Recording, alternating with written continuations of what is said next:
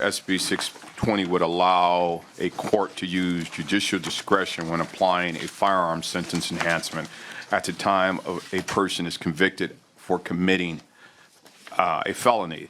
This is consistent with other sentence enhancement laws and retains existing sanctions for serious crimes. Existing law mandates sentence enhancements in addition to and consecutively with the sentence applied for a felony. Specifically, for using a firearm in the commission of a felony, the sentence is extended from 3, 4, or 10 years. For discharging a firearm in the commission of a felony, the sentence is 5, 6, or 10 years. For a person who personally uses a firearm to commit a certain specified felonies, the term is 10 years or 20 years or 25 years if the use of the firearm causes great bodily harm.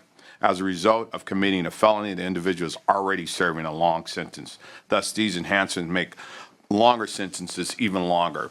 Special studies have concluded that increasing an already long sentence has no material deterrent effect, calling into question California's reliance on extremely long prison terms. Instead, these enhancements cause problems.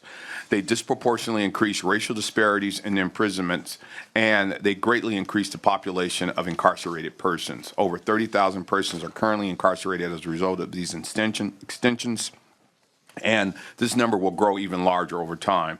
SB 620 does not eliminate the enhancements, nor does it suggest that the judge should disregard the enhancements. Instead, SB 620 allows a judge to exercise discretion on whether or not to extend an already lengthy sentence if it is in the interest of justice. SB 620 does not change the length of a sentence for an individual convicted of a felony. The felony sentence is already long. Heinous crimes will not avoid these enhancements. SB 620 allows a judge in the interest of justice to exercise those discretions. The California District Attorney Association opposes SB 620 because some individuals could become eligible for parole if a judge does not apply these enhancements. They specifically point out that assaulting a police officer with a firearm is not currently in the definition of a violent felony under Penal Code 667. I deeply respect law enforcement and seriously appreciate their concern. There's no way we can be silent when those who serve to protect us are harmed. So I'm certain on the basis of the language in this bill that the judge would take that circumstances as a crime committed and the history of the perpetrator into serious consideration before rendering that judgment. This is not what this bill intends to do. It's important to point out that SB 620 is permissive. The court may, in the interest of justice at the time of the sentence, strike the enhancement otherwise required. And I just respectfully ask for your aye vote. Mr. Secretary, please read. Senate Bill 620 by Senator Bradford, enacting the firearms. Senator Bradford. Thank you, Madam President. I'm here to present SB 620, which would allow the court to use judicial discretion when applying firearm sentence enhancements at the time a person is convicted of committing a felony. This is consistent with other sentence enhancement laws and retains existing sanctions for serious crimes. As a result of committing a felony, an individual will serve a long sentence. These sentence enhancements only make a long sentence even longer. They can add as much as 25 years to life to a sentence given for committing a felony. Research shows that prosecutors are more likely to charge people of color with mandatory sentence enhancements than their white counterparts, even if the crime is the same. Data for California incarceration rates show that 1,767 African Americans to 201 whites to 385 Latinos are incarcerated per 1,000 of the state's population. That's correct. If you're black, you're 8 times more likely to be incarcerated than your white counterpart. These enhancements cause serious problems. They create disproportionately increase racial disparities in prison, and they greatly increase the population of incarcerated persons. In 1994, the legislature approved 3 strikes and you're out, a law, and an increased prison terms for certain felonies in response to the terrible kidnapping and murder of 12-year-old Polly Klaas. Before 3 strikes law was amended in 2012, it resulted in a life prison sentence for minor crimes, including petty theft, simple drug possessions. In 1997, the legislature passed Use a Gun, You're Done law. The law was proposed by the father of Kimber Reynolds, who was murdered in 1992. This law significantly increased and mandated sentence enhancements for possessing a gun at the time of committing a specific felony. A judge had no discretion in applying this enhancement. If a gun was used, the judge must apply it. These enhancements, once again, only makes a long sentence even longer. Studies of these enhancements show that increasing an already long sentence does not in any way deter the commitment of a crime. SB 620 does not get into the debate about whether or not an enhancement works, because it does not work, or it doesn't, and we do not eliminate those enhancements. SB 620 does not suggest that a judge should disregard the enhancements. Instead, SB 620 allows a judge to exercise his or her discretion on whether or not to extend an already lengthy sentence if it's in the interest of justice. SB 20 does not change the length of a sentence for any individual convicted of a felony. Let me state this again. SB 620 does not change the length of a sentence of any serious felony. SB 620 only allows the judge to use his discretion in the interest of justice and in exercising this discretion. Heinous crimes will not avoid these enhancements. California District Attorney Association opposes SB 620 because some individuals become eligible for parole if a judge does not apply these enhancements. They specifically point out that assaulting a peace officer with a firearm is not currently in the definition of a violent crime or felony under Penal Code 667. I deeply respect the law enforcement and seriously appreciate their concern. There is no way that we can be silent on those who serve to protect who are harmed in the line of duty. A judge will and should consider the circumstances of the crime committed and the history of the perpetrator and deal with the individuals appropriately. I do not believe that just because a judge can exercise discretion that they will reduce a sentence in any case. This is not what this bill does, and again, nothing in this bill prevents a judge from imposing the enhancements currently laid out in state statute. It moves the decision, I should say, about sentences from one that is rigid and without meaningful benefit to one that is specific to the circumstances that were committed. And on that note, I would respectfully ask for your aye vote.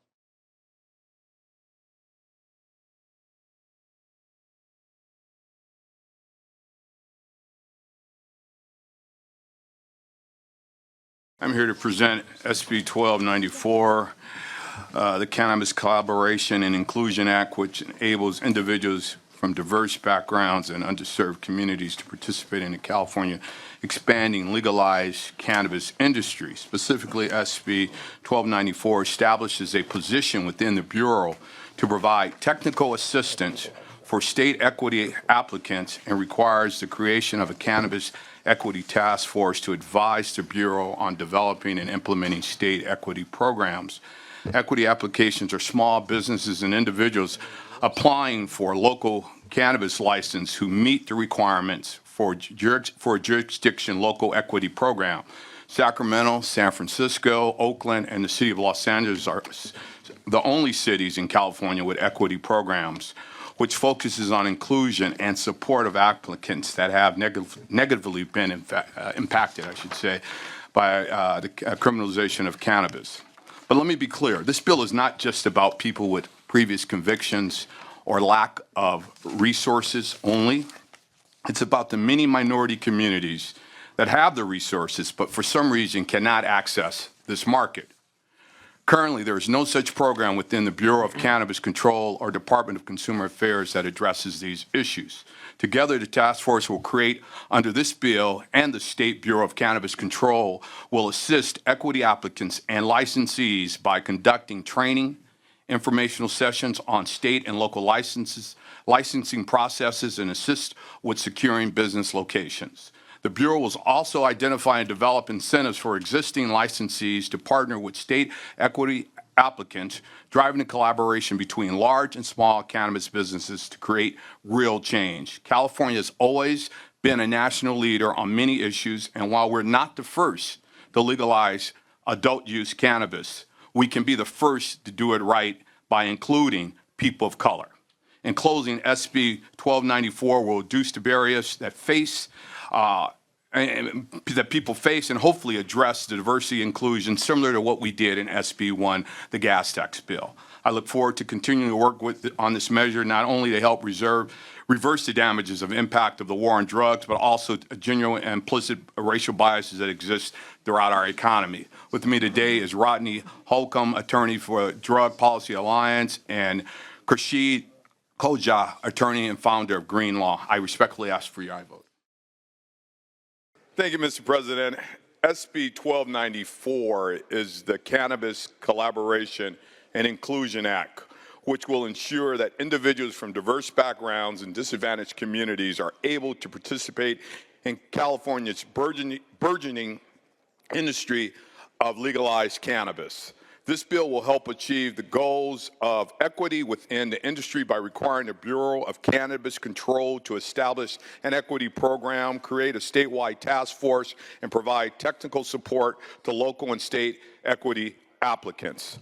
Ultimately, SB 1283 will reduce the burdens and barriers faced by individuals who were once punished by the system of harsh drug laws, as well as those individuals who have never been prosecuted but for some reason can't find entry into this legalized market.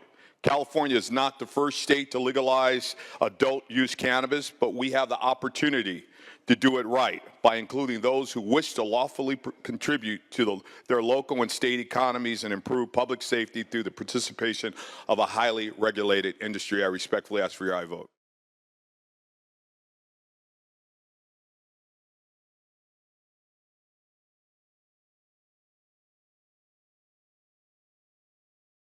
SB 1412. Thank you, Mr. Bradford. Thank you, Madam Chair and members. I'm here to present SB 1412, which will clarify that employers should use background checks to screen people for relevant expungement convictions. State and federal law requires some employers to run background checks that include expunged convictions for certain jobs. These background checks are used to screen individuals who have convictions, expunged or not, would make them unfit for particular positions. Especially in the banking industry, you want to screen your applicants for previous convictions of fraud or money laundering, so it only makes sense. The problem is some employers have gone too far using background checks to reject applicants with expunged convictions irrelevant of the job at hand, as we've seen just recently with Target stores. This completely undermines the rehabilitative purpose of our criminal justice system and closes doors to individuals who are trying to successfully return themselves back to being productive members of society. This bill, along with others currently introduced or signed in previous years, brings much-needed clarity and change to our hiring practices. To be clear, SB 1412 does not create new rules on convictions and expungement. It simply clarifies when and how they are used. We are currently working with stakeholders to alleviate problems implemented with their concerns. This bill is sponsored by a New Way of Life Reentry Project and supported by many organizations that were unable to make it here today. With me will be testifying is Sarah Crowley, attorney and director of the Clean Slate Practice of East Bay Community Law Center. I respectfully ask for your aye vote.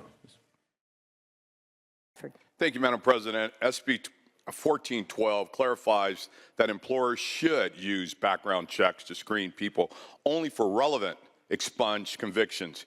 Background checks are already screen out those who are disqualifying convictions for a particular position. However, some employers go too far and use background checks to reject with expungement and irrelevant convictions. This completely undermines the rehabilitative goals of our criminal justice system. We have been working with the opponents despite the fact that we haven't come to complete agreement. I am confident that as we continue to move forward, we will get to a common ground. I respectfully ask for your aye vote.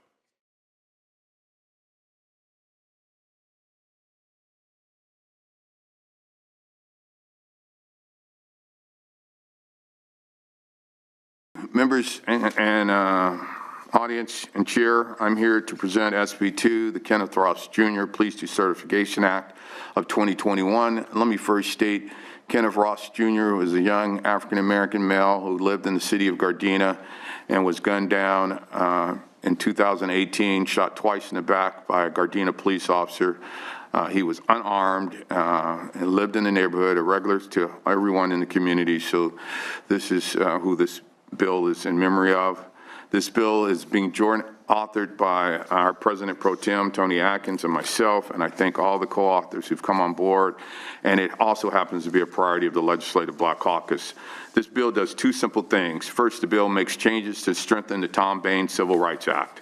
It clarifies that general intent to interfere with a person's civil rights is sufficient to bring a suit under the Bain Act, whereas specific intent is the current standard today, a standard that is nearly impossible to meet without admissions from the officer who committed the misconduct. To ensure that a family member of a person killed by law enforcement is also able to assert a cause of action. And finally, it clarifies that 3 of the most egregious immunities commonly asserted by law enforcement are not applicable to the claims brought under the Bain Act. These include planting evidence or framing someone, injuring a prisoner, or failing to provide medical care to a prisoner in their custody. These are changes that are of vital importance to increase police accountability and restore community trust in law enforcement. Secondly, this bill creates a statewide process to revoke the certification of an officer after the conviction of a serious crime or termination from employment due to misconduct. We're now one of only 4 states in the nation that does not have a system for decertifying bad officers. And I want to restate, this is for bad officers, not the majority of men and women who put the uniform on and badge and do their job correctly each and every day. We want to thank them and recognize them. This is for the bad actors that we know exist in all walks of life. California is able to revoke the certification or license of bad doctors, of bad lawyers, bad barbers and cosmetologists, and we can even remove bad politicians. But we're unable to decertify police officers who have broken the law and violated public trust. For examples, barbers can lose their license or have them revoked for incompetence or gross negligence or drunkenness or even false and deceptive advertisement. For officers who don't require any follow-up after their initial, but officers don't require any initially receive their certification, any follow-up, I should say, after their initial certification. We don't even have a process for requiring departments to complete an investigation after our officer has resigned or being fired due to misconduct. In fact, our current system incentivizes officers to leave a department before they are held accountable for their actions and to move to a different community. We call this the wash, rinse, and repeat cycle that has gone on for far too long. And another example is, again, the officer who shot Kenneth Ross Jr. He had been involved in 3 questionable shootings in Orange County, and he left that department before being fired, only to be hired by the city of Gardena. This is unacceptable in California, a state that prides itself in being a leader on criminal justice and public safety. Law enforcement and community advocates recognize and agree that this is a problem. However, we also must recognize that the current system of accountability is insufficient. Communities know who the bad officers are that are in their local departments because many of them are assigned to black and brown communities or communities of low income. Yet it's so rare that these officers are held accountable in court or held accountable by their own department. If they're held accountable, this bill will ensure that these bad officers will not take this misconduct to another department and another community. Far too often these guys go to the smaller departments who do not have the resources to have an academy and train their own officers, so they will gladly take officers who have come from a bigger department despite their background and history. This authority is important to ensure that we are creating an effective decertification system. We would also be creating an advisory board within Post that would make initial recommendations on whether Post should decertify an officer. And finally, this bill allows the commission to define by regulation the specific grounds of serious misconduct conduct that would be considered for decertification.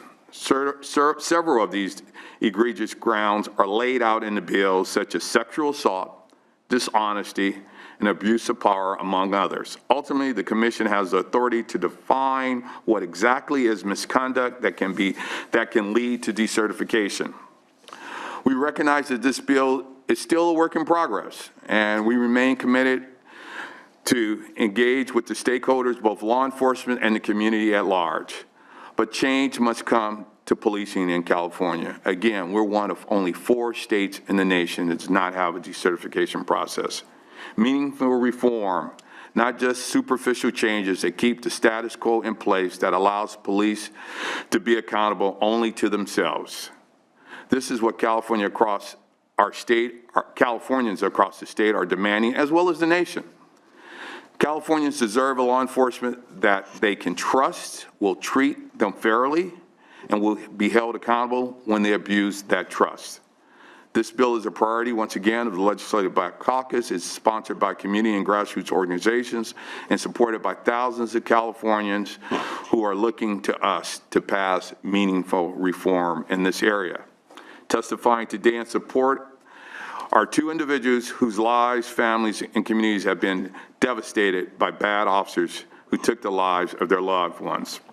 Fahiza Alamaru, mother of Kenneth Ross Jr., and Michelle Monterosa, sister of Sean Monterosa, will be testifying today, and I appreciate them both for sharing their stories and testifying in support of this bill today, and I respectfully ask for your aye vote. Senate Bill 2 by Senator Bradford, an act relating to public employment and making an appropriation therefore. Senator Bradford. Thank you.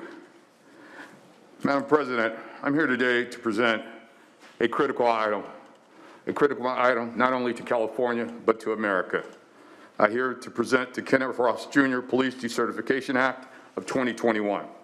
This bill is joint authored by myself and our President Pro Tem, Ms. Atkins, and it's a priority, not only to the Black Caucus, but to California and America as well. Senators, yesterday marked 1-year anniversary of the brutalizing and the killing and the public execution of George Floyd. And it's been a year since we witnessed the 9 minutes and 29 seconds of systematic racism and police brutality in full display. A few days later, many of us in this chamber stood together outside this Capitol in honor of Floyd's life and vowed not to be complicit, to be bold, to be brave, and push for meaningful police reform. Unfortunately, a lot of that has not happened yet. What has changed over the last year? Millions of Americans have recognized that Black Americans have known for centuries that there are 2 types of policing in this country, that racism is systematic in this country, and that racism and policing can be fatal and is fatal if you're a person of color. Massive protests reshaped our cities and made us take a second look at how we fund and oversee our police departments. And we as legislators have passed several well-meaning and effective police reform bills. However, there's still much to be done. Since the killing of George Floyd, almost 1,000 people have been killed. And the real tragedy is that most of them are Black and brown. They have been shot running from the police. 1 in 10 happen here in California. And as I stated, the majority are Black and brown individuals.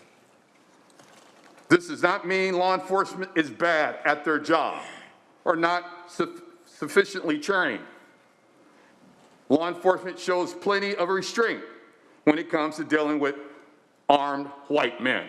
It's not about training, because they get it right 95% of the time when they encounter not only white men, but white men with guns. Individuals like Jeffrey Nicholas, who killed 2 deputies in Texas this month. Peter Manfred Fredina Noel, sorry for messing up the name, kidnapped and murdered multiple individuals in Maryland. Greg and Travis McMichael, who killed Ahmaud Arbery simply by jogging. Robert Long, who committed a violent shooting spree of Asian women this year in Atlanta. And Kyle Rittenhouse, the 17-year-old who shot 3 people and killed one walking down the street with an assault weapon, and officers simply waved at him. And know what all these folks have in common? They were white armed men. And they will have their day in court because we have seen law enforcement values the lives of white men who are armed more so than black and brown people fleeing from police, running from police because they fear the police. They don't hate the police, they fear the police. But like I say, black and brown people are not afforded the same patience nor the same restraint or the same respect and reverence for life. Kenneth Ross Jr., Aldris Guardado, Dijon Kizzy, Stephon Clark, Sean Monterosa, Mauricio Barron, Mario Gonzalez Arnelas, Abraham Ortiz, Jonathan Coronel, Nicholas Pimentel, and Ronell Foster are just some of the Californians who have been killed by police in the last 5 years. Ask their parents, ask their loved ones how they feel. None of whom were armed. And while some of the officers involved have been charged, none have been convicted of murder. Since 2005, 140 officers have been charged with murder or manslaughter. I'm sad to say, only 7 were convicted. Wouldn't you like to have those percentage, those odds of getting things right all the time? What happened to George Floyd was not rare. What is rare was that the murderer, Officer Chauvin, was held accountable. That's a rarity here in California or in America when it comes to charging and prosecuting police officers. Police accountability is the most serious and the most egregious offense, and it's what we're looking for to accomplish with this bill. This is not an anti-police measure by no stretch of the imagination. This measure does 2 things. First, it creates a statewide process to revoke the certification of an officer after the conviction of serious crimes or termination from employment due to misconduct.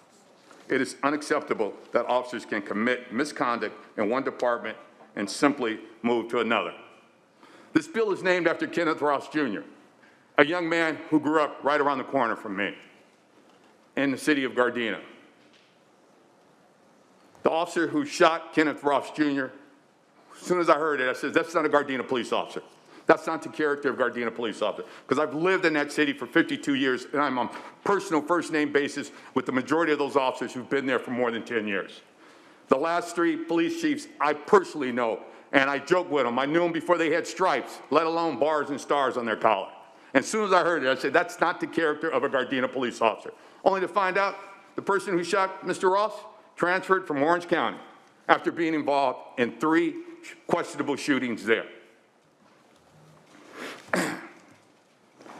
It is unacceptable that officers can commit misconduct in one department and simply move to another one without any repercussions. This is unfair to communities, unfair to victims of police abuse, and most importantly, unfair to the majority of police officers who do their job every day by the book, who put on that uniform, pin on that badge, and do it in an honorable and respectful way. As I stated, the majority of the men and women on Gardena Police Department are personal friends of mine. We're on first-name basis. We've coached together, we've played together, we've laughed together, and we've cried together.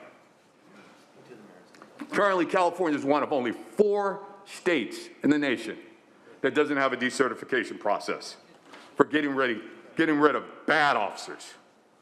California is able to revoke the certification and license of bad doctors, bad lawyers, even bad barbers and cosmetologists. It's easier to lose a license for giving a bad perm than it is for killing an unarmed man. But we're unable to decertify police officers who have broken the law and violated public trust. This is unacceptable in California, a state that prides itself on being first. First in technology, first in the environment, first in the economy, but last in police reform. And secondly, this bill makes several changes to strengthen the Tom Bain Civil Rights Act, ensuring that peace officers are held accountable in court for violating a person's civil rights.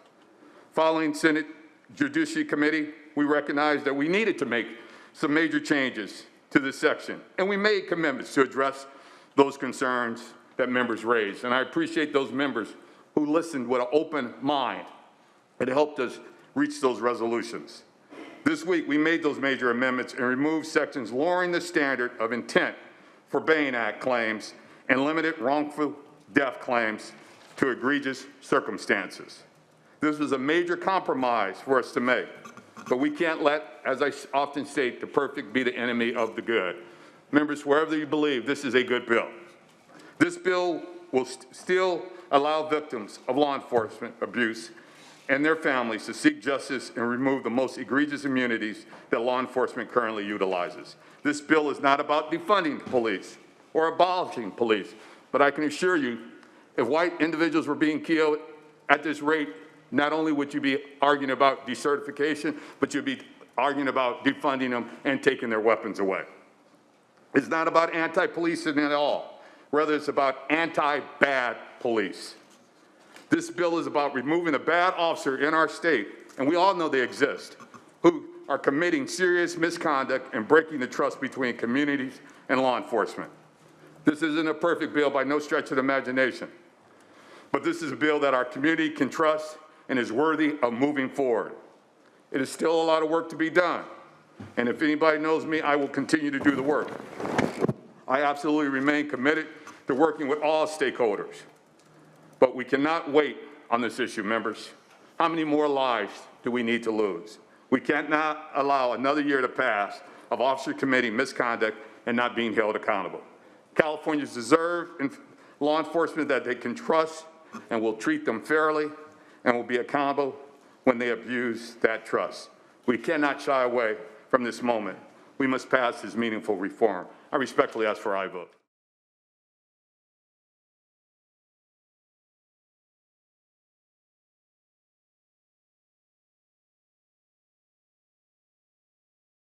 I stand before you today as the proud author of SB 796.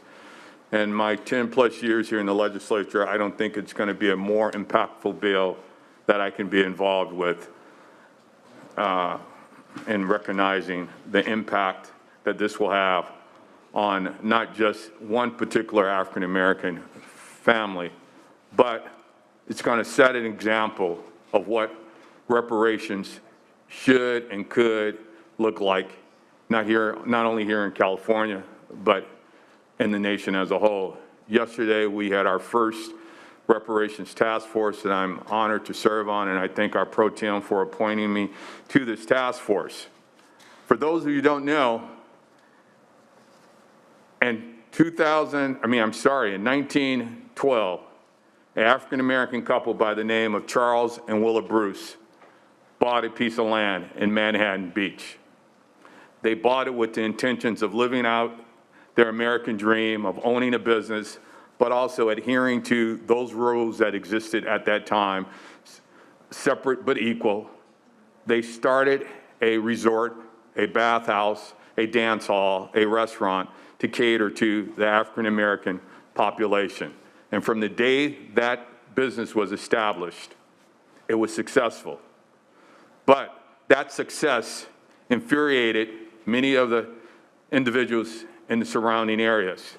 More importantly, their white neighbors.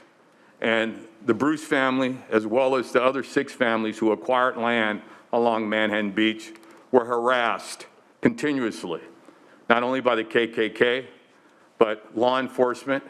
They had their tires slashed. They had their facilities burned, their houses set afire. But despite all of this, the Bruces and those neighbors remain consistent. It shouldn't be lost on us that just the day before yesterday, we recognized the 100th anniversary of the Tulsa massacre. And many folks says, well, what's the similarity between what happened in Tulsa and what happened in Manhattan Beach?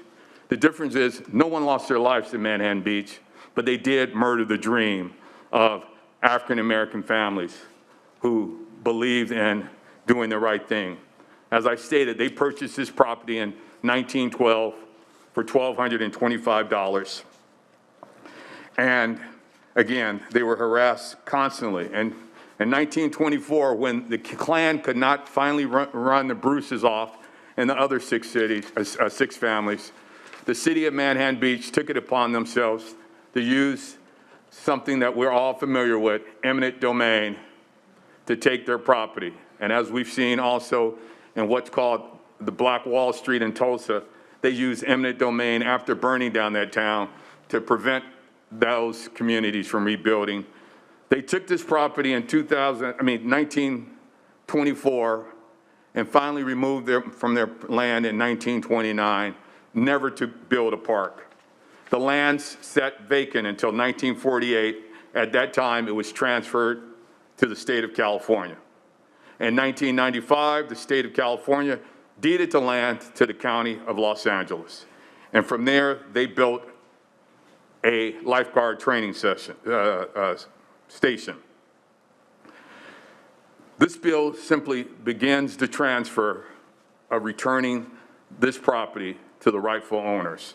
And I want to thank the courage of Supervisor Janice Hahn and the 4 other amazing women on LA County supervisors that had the courage to do the right thing and help correct this horrible wrong that happened here in California. When I introduced this bill, the people asked, was it unique? And as we've seen, this is not unique. There's hundreds, if not thousands, of stories like this. This is just one where it's still, this land, other than the lifeguard station, still sits as it was in 1929 when they raised the facilities from that property. This bill will not provide justice, but it is a small measure to return and recognize the wrong of this family. We eliminated generational wealth from this family and the surrounding folks who lived on this land. This bill is a model of what economic justice should look like in this country.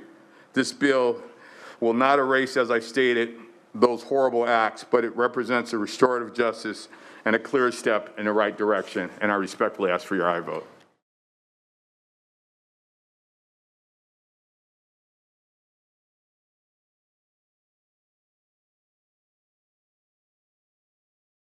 Please, 1371, which will require the Secretary of CDCR to increase the pay scale for those working while incarcerated over a 5-year period.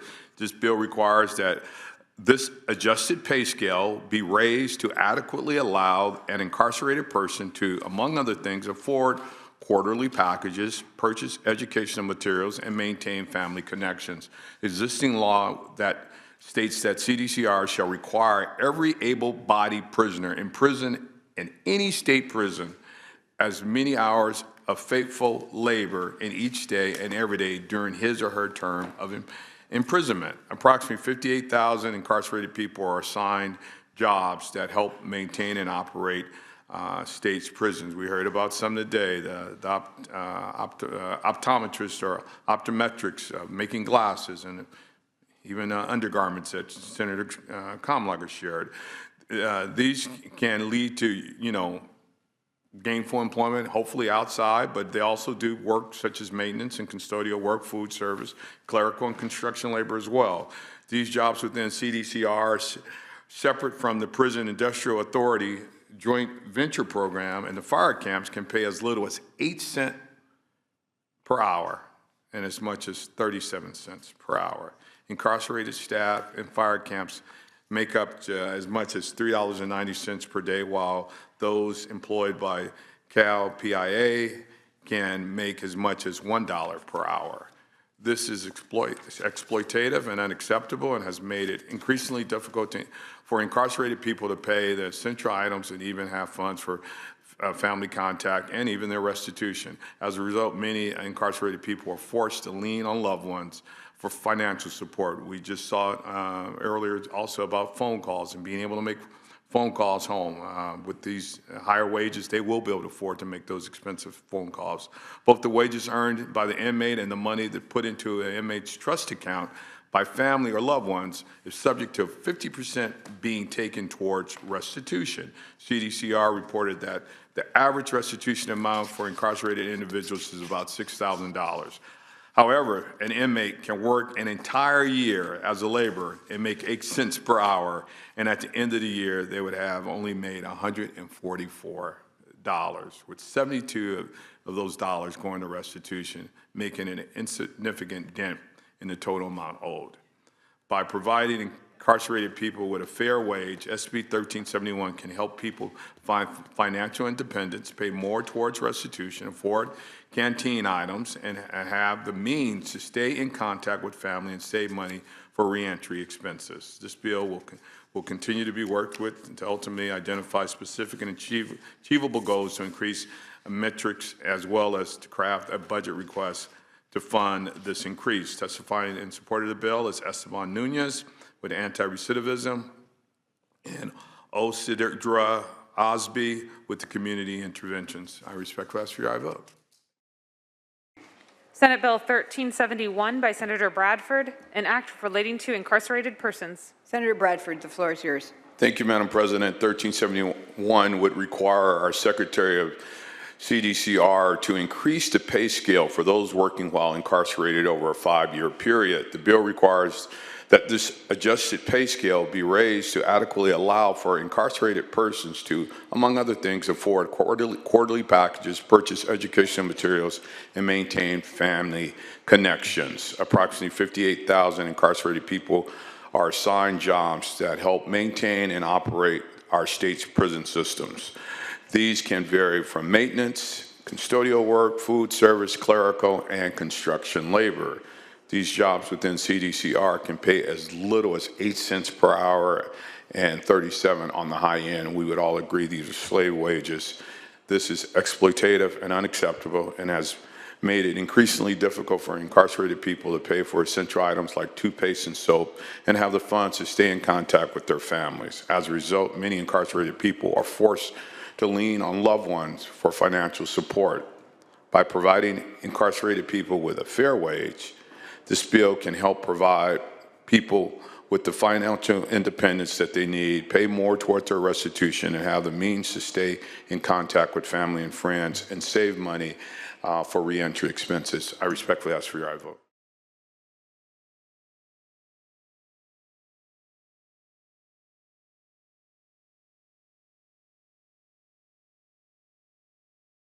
SB 673 would establish what is called the Ebony Alert to address the often ignored and lack of attention for black youth and young women who are disproportionately missing in California. According to the U.S. Department of Justice, approximately 600,000 people have gone missing every year in the United States. The data from 2019 census shows that the people who are black or African American make up almost 14% of the United States population. However, 40%, nearly 40%, I say, are missing people of color.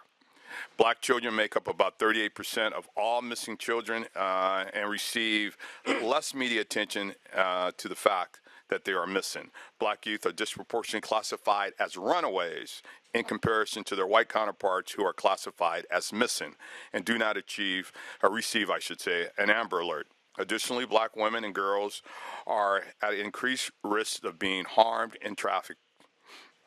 The Congressional Black Caucus Foundation report on human trafficking also found that two-year study of human trafficking incidents across the country, 40% of those who are being trafficked are identified as black women.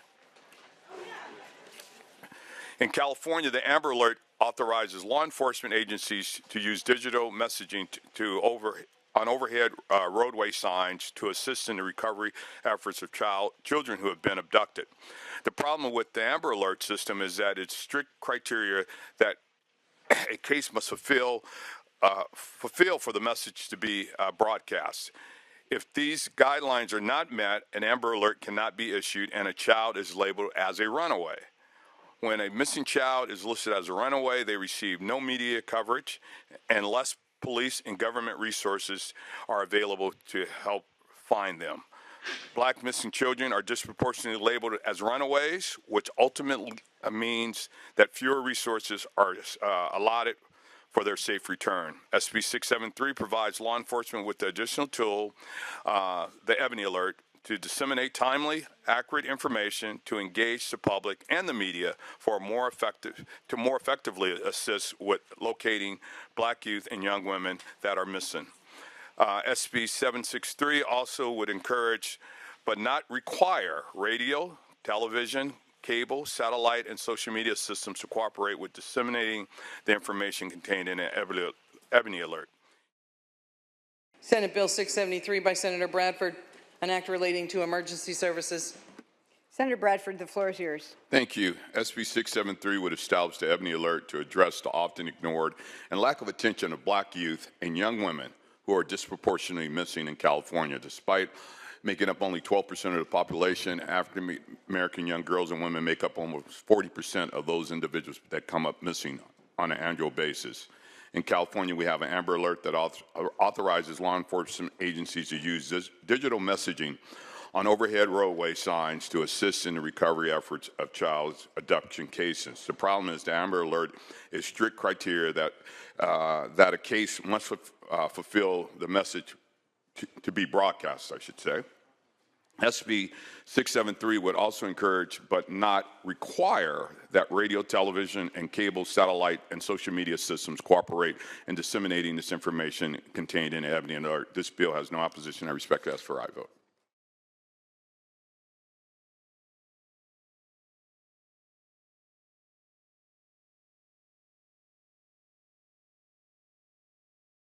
I'm presenting SB 1075, which will establish basic consumer protections for Californians who are members of credit unions. This measure will create a new but needed safeguard from overdraft and non-sufficient funds, or NSFs, fees by requiring credit unions to have a 5 business day grace period for a consumer to pay back any overdraft amount before a fee is charged. It will also place a cap on the amount of fees that can be charged per month to 3. Overdraft and NSF fees tend to disproportionately affect those who can least afford them. Consumer Financial Protection Bureau estimates 80% of overdraft fees come from just 9% of account holders industry-wide. And the data also, first annual report of income from the non-sufficient funds and overdraft fees was released on March of 2023, thanks to our Senator, our chair's bill that she did a number of years ago, SB 1415. This report showed that 28 states, state-chartered credit unions generate 40% or more of their net income from these fees alone. 6 credit unions generate more than 100% of their net income from these fees. This means that these credit unions can cover all of their expenses with just these fees alone, in addition to making a profit. Overdraft or courtesy pay is an opt-in program offered by credit unions where members can overdraft their account and have the balances go negative to complete a transaction.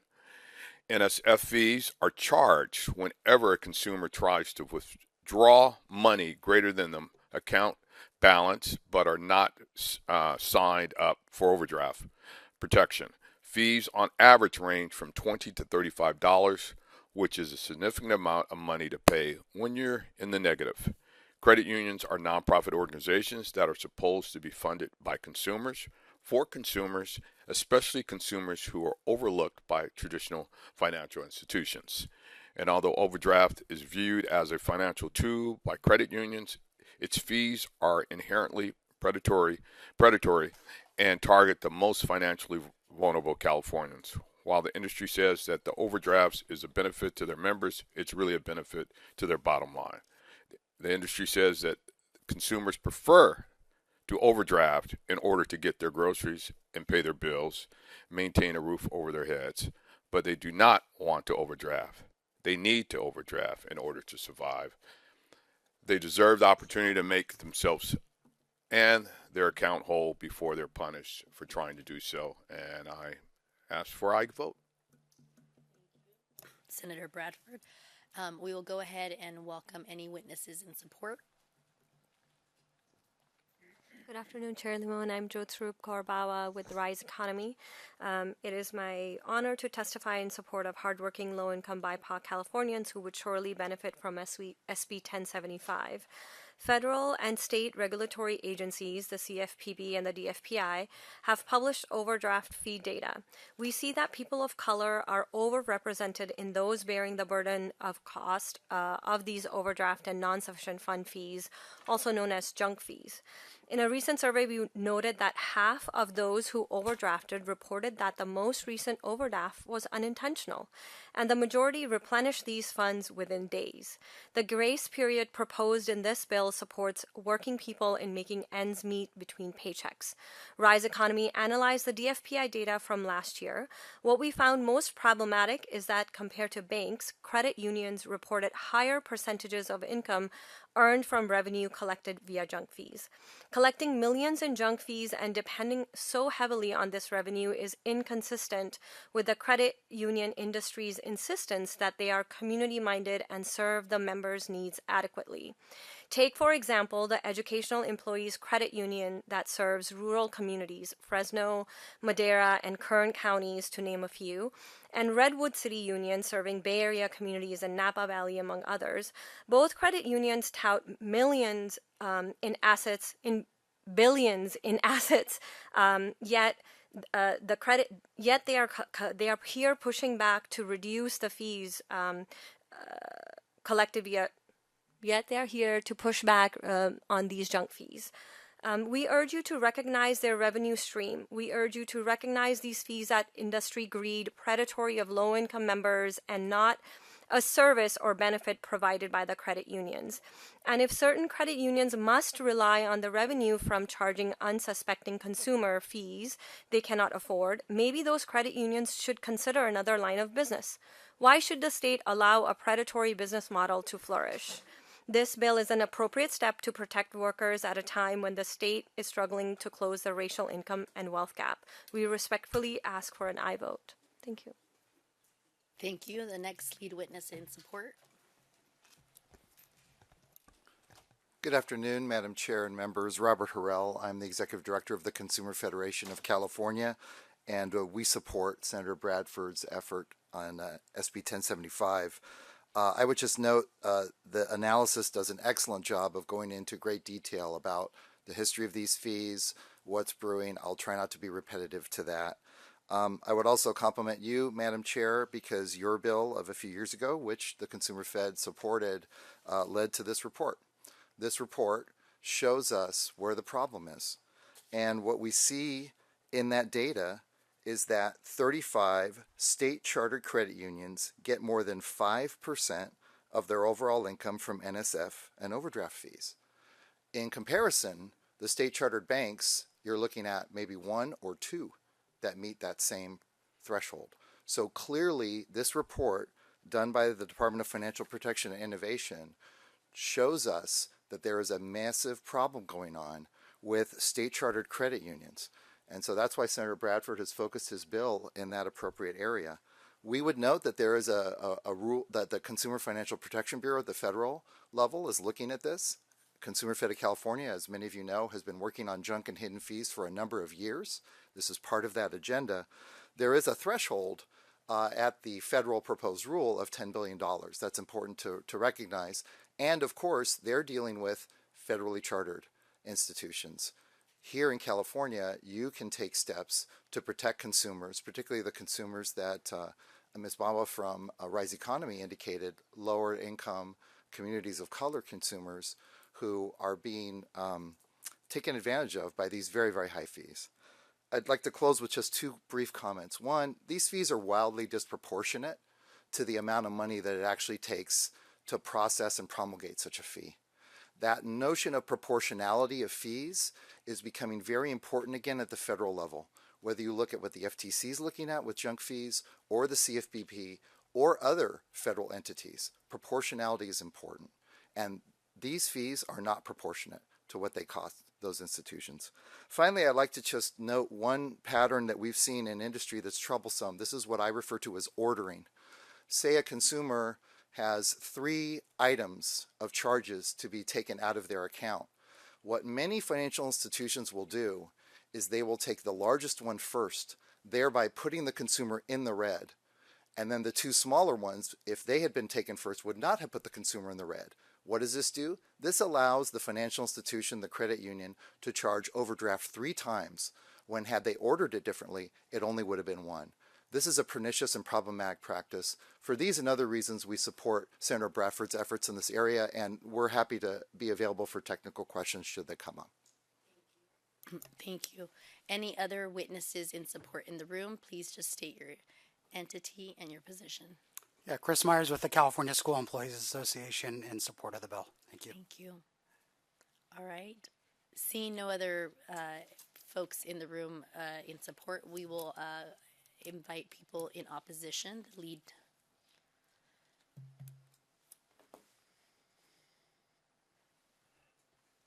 Good afternoon, Senator, Chair, members of the committee. Robert Wilson, California Credit Union League, here in opposition to SB 1075. SB 1075 imposes stringent requirements on how state chartered credit unions and only state chartered credit unions serve their members that utilize overdraft services. As the Senator said, it limits the number of non-sufficient fund and overdraft transactions to 3 per month and mandates a 5-day waiting period before a fee can be assessed. Credit unions are not-for-profit member-owned cooperatives, started over 100 years ago to provide financial services to those that were left out of the fray. Overdraft services were proposed in credit unions with this goal in mind, to serve people that needed access to funds. It's important to set the record straight on courtesy overdraft pay. It is an opt-in service under Fed Reg E, meaning the consumer knows what they're opting into when they choose to do this. And they use this as a financial tool. As we stated, consumers like the opportunity to leave with their bag of groceries or their gas, so they're not bouncing a check on rent or making a late payment on a car. So it's very much a financial tool when we ask our members. As for the DFPI report and the discrepancies that have been noted, I'd like to note that state chartered credit unions serve individuals, while a lot of state chartered banks are serving commercial clients. I will also note that net income is not the best statistic for that. If you take any revenue stream and point it out at net income, it's going to be it's not how finances are really viewed in the industry. So on to SB 1075, its timing is premature in our eyes. As was stated earlier, the Consumer Financial Protection Bureau proposed a rule in 2024 regarding courtesy overdraft that provide 2 options for very large financial institutions, a break-even analysis or a benchmark fee ranging from $3 to $14. We're still awaiting that final rule.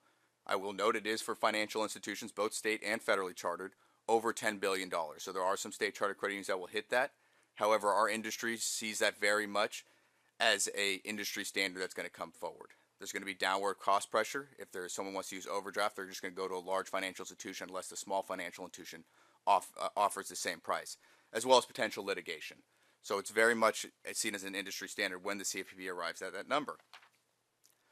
The 5-day waiting period in the bill is entirely too long. There are losses associated with overdraft transactions. The Bay Area Credit Union that has a 22% charge-off rate with overdraft transactions currently. And 5 days is a full pay period if you get paid weekly. If you're getting paid bi-weekly, that's half a pay period.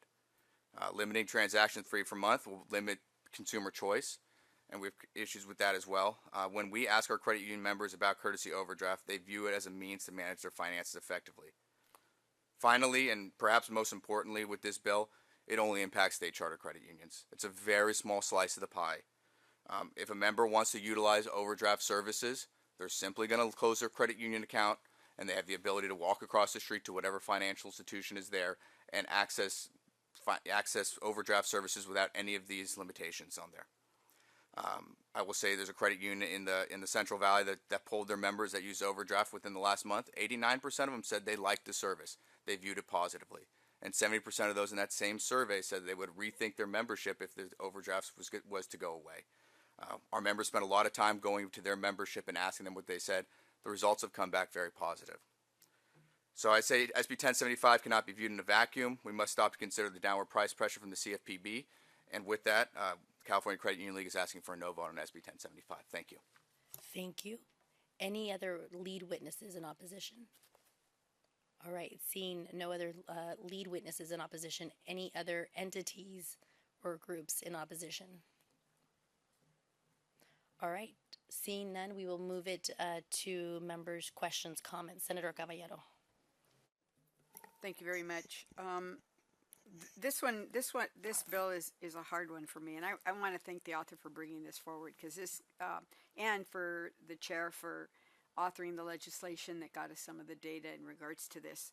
The whole issue of, the whole banking issue is one I think we've all been struggling with, which is how do we get credit into the hands of people who have a hard time getting credit for a whole variety of reasons, right? And one of the pluses for the credit the credit unions, and I have to say that for years I wanted to be a credit union member, but couldn't be because you had to be part of an organization that started a credit union. So I was glad when the rules changed, and I'm proud to be a credit union member now. Is that they provide an opportunity for individuals to be able to have services and to not charge for most of those services, which is not the banking model. And so the concern I have is to, well, and so here's where I'm going with this is I was struggling with what could you give the credit unions that would be a incentive for them to rethink this overdraft, and I can't, I didn't come up with the answer, otherwise I'd have a suggestion, but I'm what I will ask is that I'll support the bill today. I'll make the motion when it's appropriate, but I think it's important to have a conversation with the credit unions to figure out, is the system that you're suggesting, is that the best way to go about it, or is a better way to go about it reducing what they charge in terms of the proportionality issue that was raised, or is there something in the a change to their charter that would give them more flexibility in terms of what they could do for in terms of charges? Because one way or another, while we want to have a lower fee that's charged for an overdraft, what you then do is say, okay, we're going to spread the cost out to everybody somehow, either by charging for a service that they heretofore did not charge for, or just for maintaining the accounts there. And I would hate to see that happen, because one of the beauties of a credit union is really having available cash, being able to use the ATM without any service charge. I mean, that's like a miracle. I remember using my bank card, and they used to charge all the time, and it became ridiculous at some point. It's your money. You're getting 1% interest on it, but you gotta pay to take money out when you need it. So, as I said, I appreciate what you're trying to accomplish here, and there's no question in my mind that it's the poorest that are paying these fees. But it's a question of what's fair in terms of allowing a nonprofit organization that really has their membership at heart to continue to do business. So, with that said, I'm done. Thank you. And Senator Caballero, did I hear that you're making the motion? Yes. All right, so we do have a motion. Next, we will move to Senator Portantino. Thank you, and I appreciate the author and the chair for highlighting this issue. And like Senator Caballero, I'm struggling because credit unions are nonprofits. They're member-based. They reach out to the unbanked to try to bring more people into the financial world, to extend this thing that many of us just grew up as a commonplace. I remember my mom, who was a widow, encouraging me to open up an account, and credit unions, and it was at a credit union, and credit unions do have a mission of serving their members. Can I ask a couple questions to some of the folks who presented? Yes. If the gentleman from the Consumer Federation can come up first, I have just one question for you. When you talked about the stacking of the penalties, the ordering, Yeah. that's just not limited to credit unions. Other financial institutions do the same. Do the banks do the same thing, or are the credit unions the only ones guilty of that? I'm not saying that they're the only ones guilty of it, but what you've seen, again, a lot of this is at the national level. You've seen a lot of the larger financial institutions, federally chartered banks, for example, significantly lower their overdraft and NSF fees.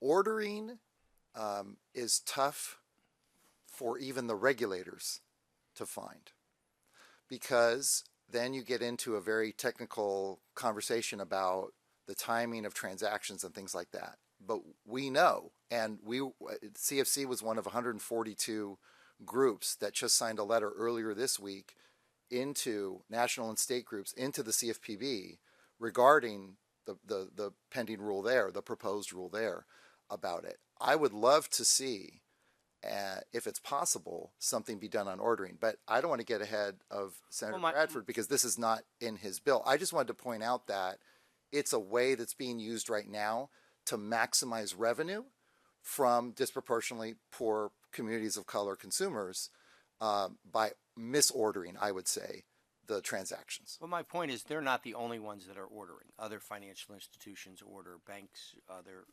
federally chartered credit unions, not just state chartered credit unions. Right.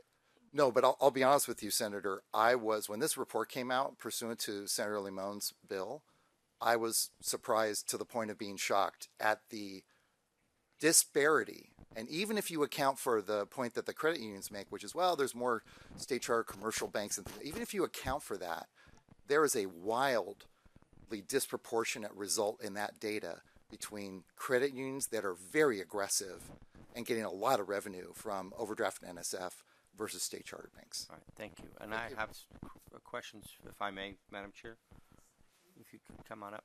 Thank you. So I'll ask you a similar question. Do the federally chartered credit unions do the same practice as the state chartered credit unions? That's why, in terms of ordering, I mean, Yeah. I believe ordering is actually a UDAP violation currently, so I'm not sure how much of that is still occurring, and perhaps it did.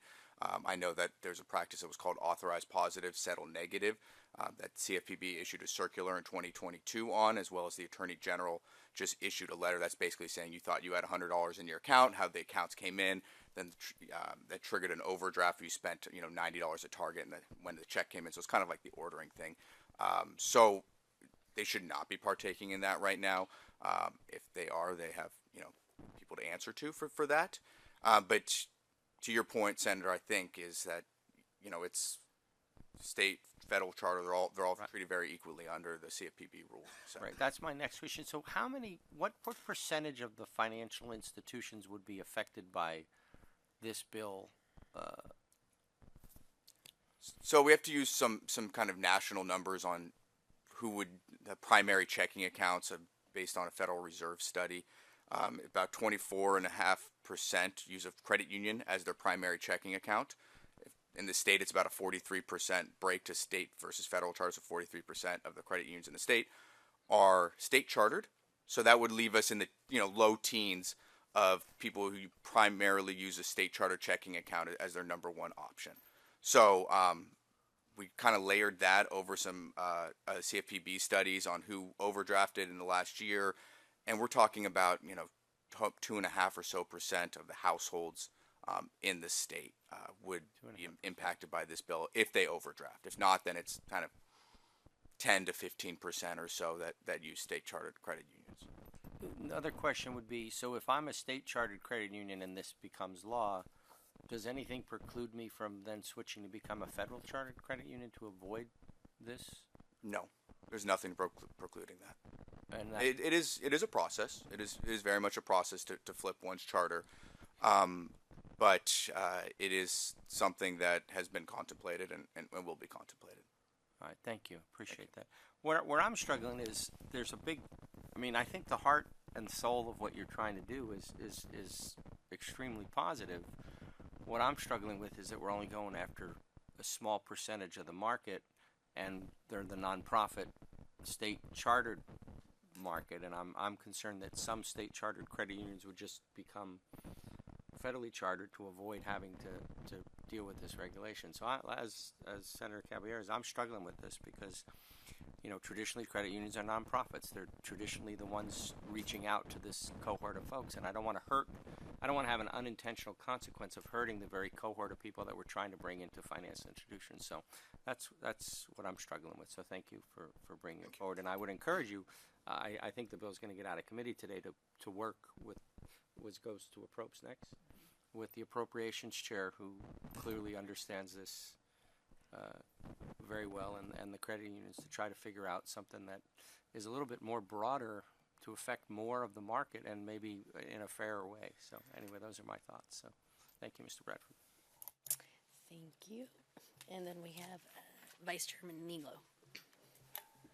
Thank you very much. Again, nice to hear your voice almost back. Yesterday, she literally couldn't talk. Quick recovery. My concern is exactly the disparity that's created between state chartered and federally chartered, and it is a service that people freely sign up for, and it could be your proposal could be looked at as a restriction to the customer that compromises their ability to use the tool as they might want. With regard to the ordering thing, doesn't seem to be a clear agreement as to if and how that works. If transactions were taken chronologically, and if the earlier transaction were the larger transaction, one could say it was picked because it was larger. Another could say it was picked because it came in first. I don't know which it is because I don't know the data. I don't know where it's coming from. So, but on the point of nonprofit, by the way, credit unions are nonprofit, and that's a nice thing. But I think it's important to realize, and I'm only saying this because for-profit is looked at in the pejorative far too often, the amount of gross revenue that ends up on the bottom line of an enterprise in the United States is low single-digit percentage points. So to the extent that a for-profit company is charging significantly more for their product or their service because they're profit, I would submit that delta is awfully small given what the actual net profit is. That doesn't directly relate to this issue, but I think it's important to point out. But my primary problem with this is is it affects half or less of the credit unions, and would seem, number one, not to be fair, and number two, would probably, depending upon how significant it was, might drive them to become federally chartered instead. And my understanding is the federal government is working on regulations that include this area, so why not wait for them and we can have a level playing field? And for those reasons, I can't support it. Thank you. And I will chime in, seeing no other member comments. I just want to start off by saying that when I authored this report, never did I think that the report would find what it found. So I was very shocked to see it. And just to be clear, the report asked for a study on fees for all chartered financial institutions, including other institutions that are not credit unions. So I think there was a real surprise. And part of that surprise didn't come to me just because I serve as the chair of banking and finance, but because for me, I've had a decades-long relationship with credit unions. My parents are members there. They opened a bank account for me as a child at a credit union. I am still a credit union customer, and my experience had been different for decades up until what I saw the report found. And I say that because I think I understand the challenges that folks are feeling when we have a history of a relationship with an entity that is very different than what the data says. But I also think just because of that relationship and my own experience, which has been a positive experience, doesn't mean that we ignore what the report said. And the report looked at all the banks and it specifically called out credit unions. And that was the shock. And I think that, you know, Senator Bradford, this isn't easy, but you're the only senator that is bringing something forward to a problem that was disclosed.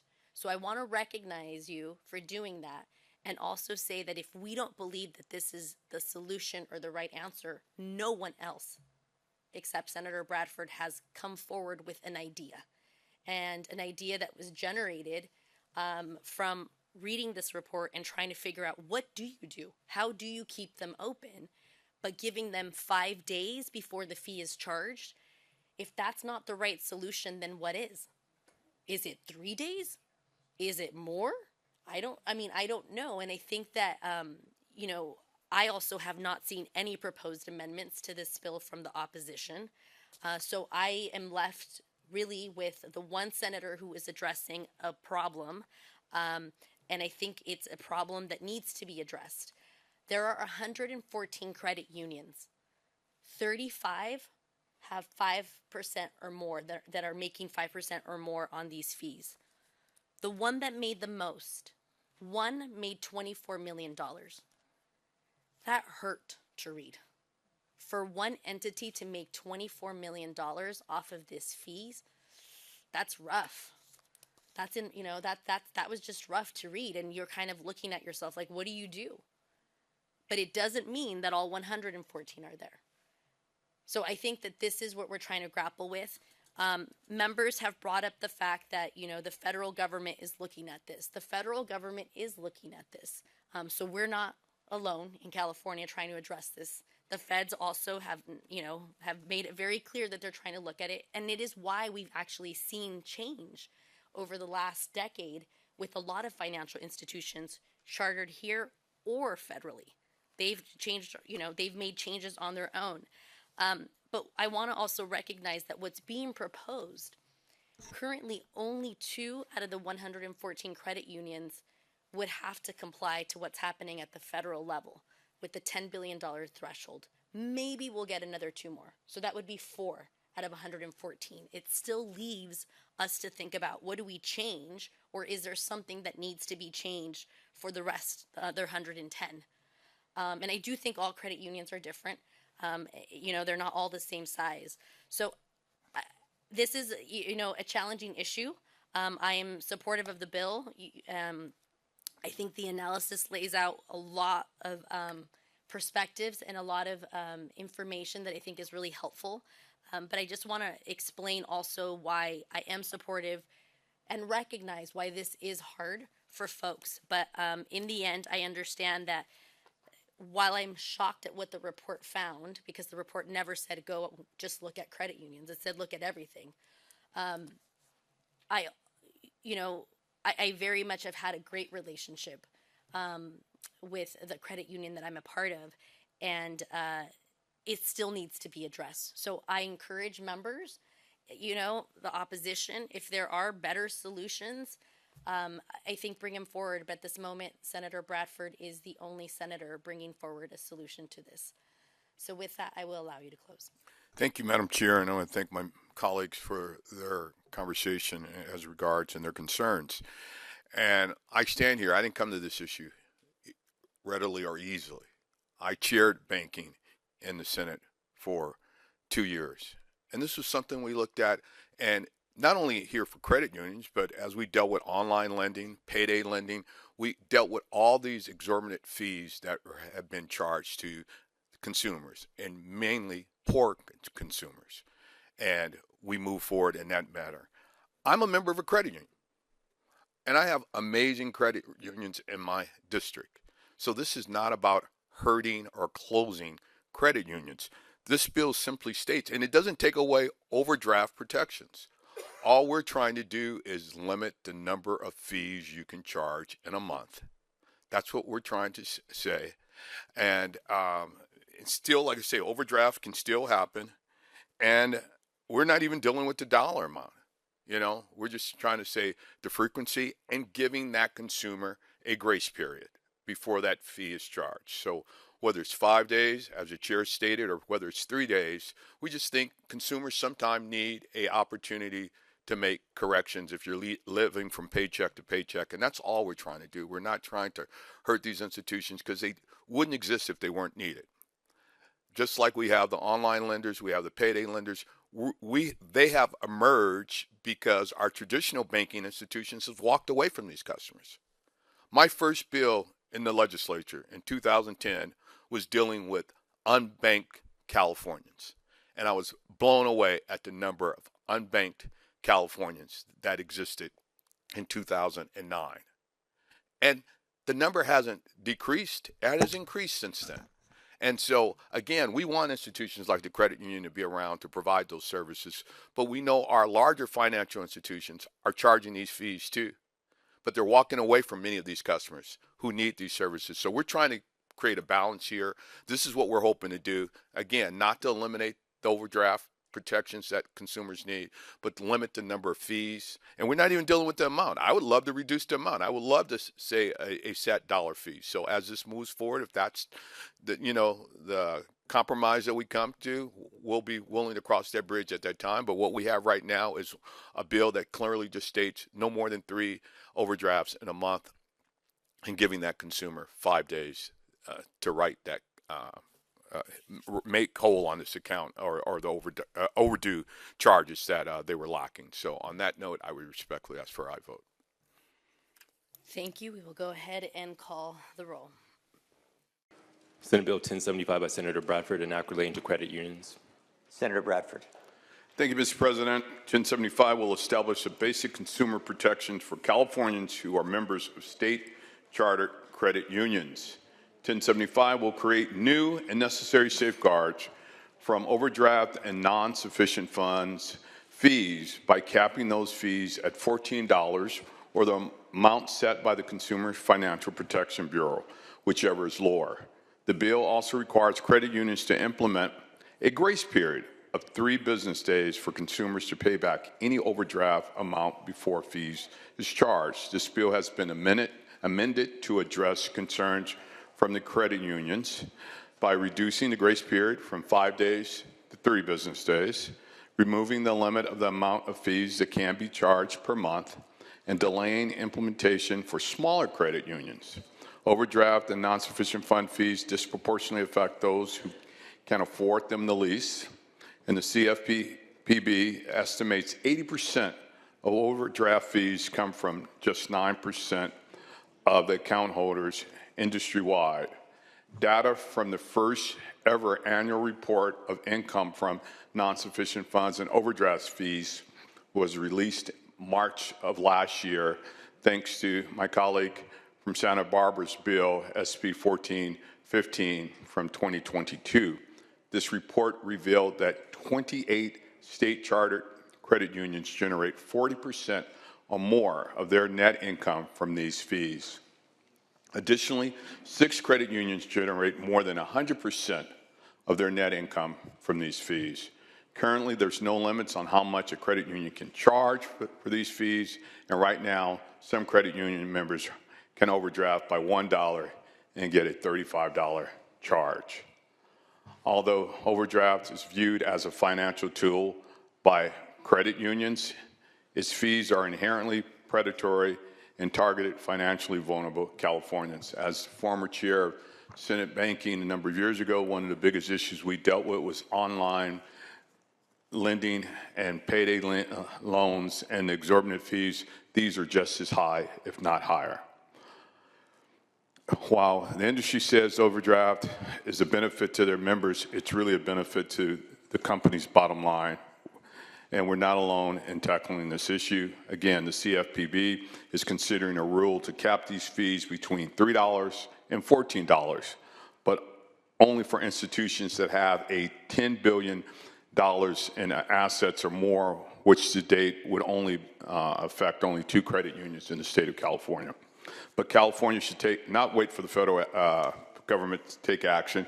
That may not happen when we can take action to lead, to establish, I should say, basic consumer protections for members of all state charter credit unions, not just the large ones. So on that note, I thank you for this opportunity and respectfully ask for I vote. Senator Laird. A question of the author? Will the author take a question? Yes. He will.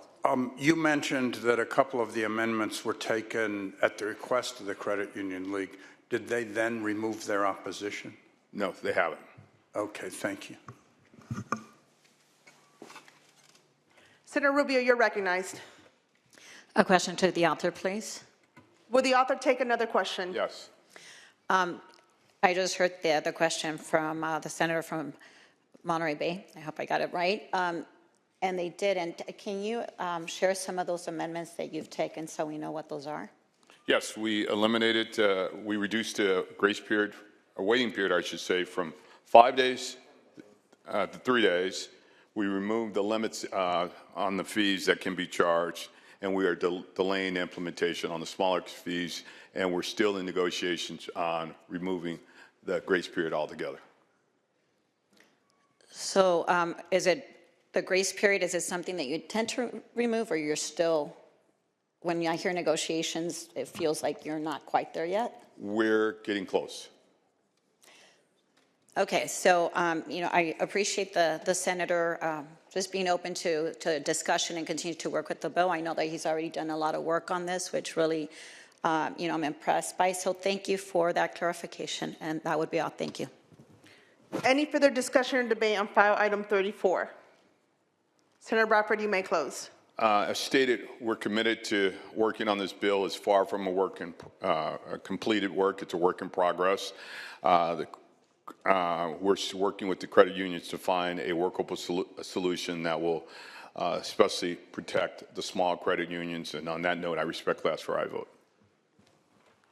Secretary, please call the roll. Allen. Alvarado Gil. Archuleta.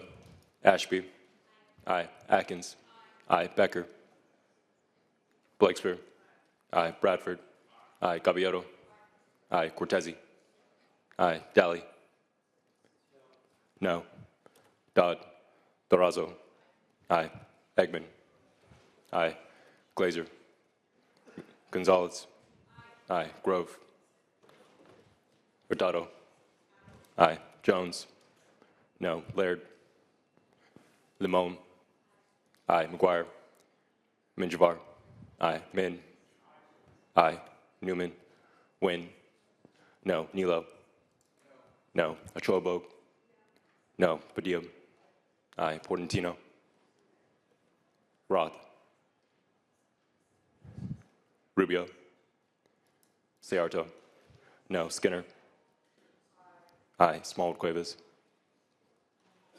Aye. Stern. Aye. Umber. Aye. Wahab. Wiener. Aye. Wilk. Please call the absent members. Allen. Alvarado Gil. Archuleta. Becker. Aye. Dodd. Glazer. Grove. Laird. Grove, no. Laird. McGuire. Newman. Portantino. Roth. Rubio. Wahab. Aye. Wilk.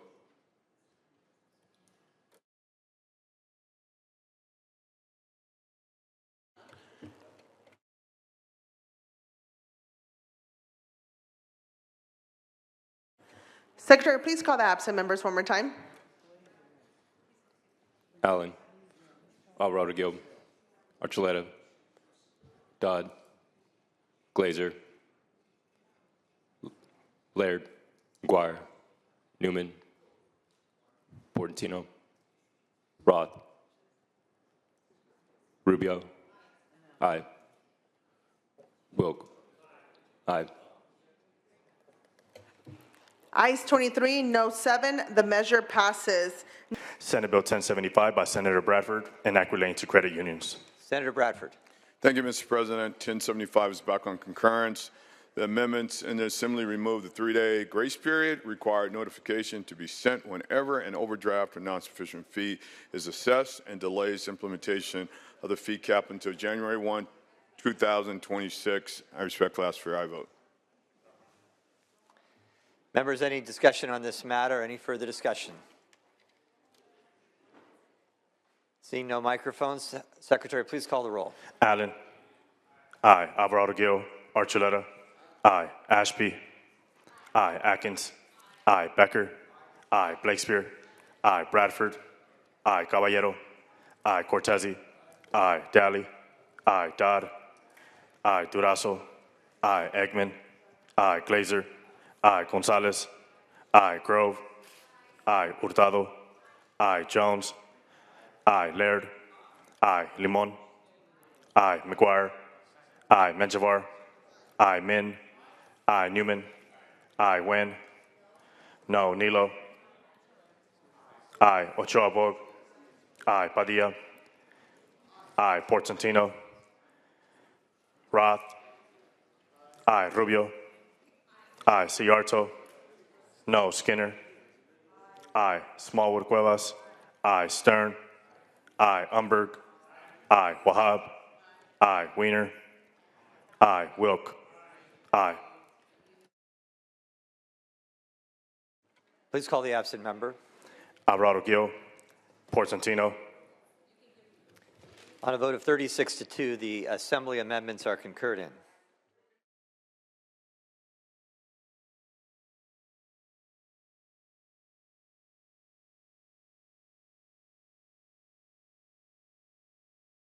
We'll bring it back now to Senator Bradford, who has 3 bills. And is there a particular order you'd like to take the bills in? I would start with 1403. Sounds great. So that's line item 8, SB 1403. Thank you, Mr. Chair and members. I'm here to present SB 1403, which will establish the framework, the foundation for reparations here in the state of California.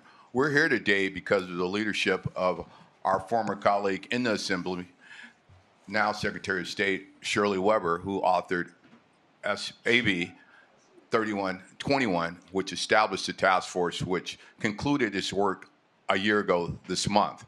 I was honored to serve on that task force for the last 2 years. And in conclusion, we came up with 115 recommendations.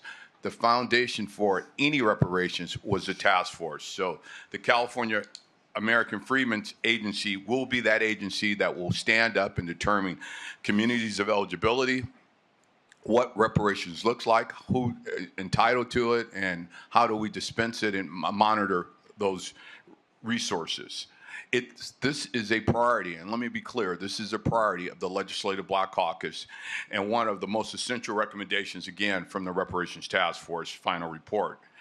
The work of the task force was well documented in great detail of the history of slavery in California and the pattern of systemic racial injustice that continued for long after slavery, and we all have to agree it still exists today. And many might say, why California? California wasn't a slave state, only in name only. California practiced everything that Alabama, Mississippi, Georgia did. If you came here as a slave, you were treated as a slave. If you gave birth here as a slave, your child was born a slave. We had a fugitive slave law. So if you ran away and came to California, they returned you back to the plantation in which you ran away from. So we were a slave state in all practical causes. And the first governor of California owned slaves. The agency will be necessary foundation for the implementation and success of reparations. The most important responsibility of this agency, again, will be to determine which individuals are eligible for reparations based on the definition of descendants recommended by the descendants of slavery recommended by the Reparations Task Force. 1403 will create an office to help research and confirm an individual's lineage. While in no way does this excuse the federal government or local governments from taking their own actions, California still bears a great responsibility. The state government permitted and committed grave injustices against African Americans. These injustices include enslavement, lynching, legal public and private segregation, discrimination in state funding and programming, and stigmatization. The majority of Californians agree that the harms of slavery are still felt today. This agency is the first step for California to take the right steps in correcting these wrongs. With me today to provide testimony is Brandon Green, the Western Center of Law and Poverty, and Stephanie Roberson with the Bay Area Regional Health Inequities Initiative. And I thank you in advance for your aye vote. Thank you, Senator. And just for the record, want to note that Assemblymember Mike Gibson and Assemblymember Kelia Weber are also here, members of the Black Caucus, here in support of your efforts.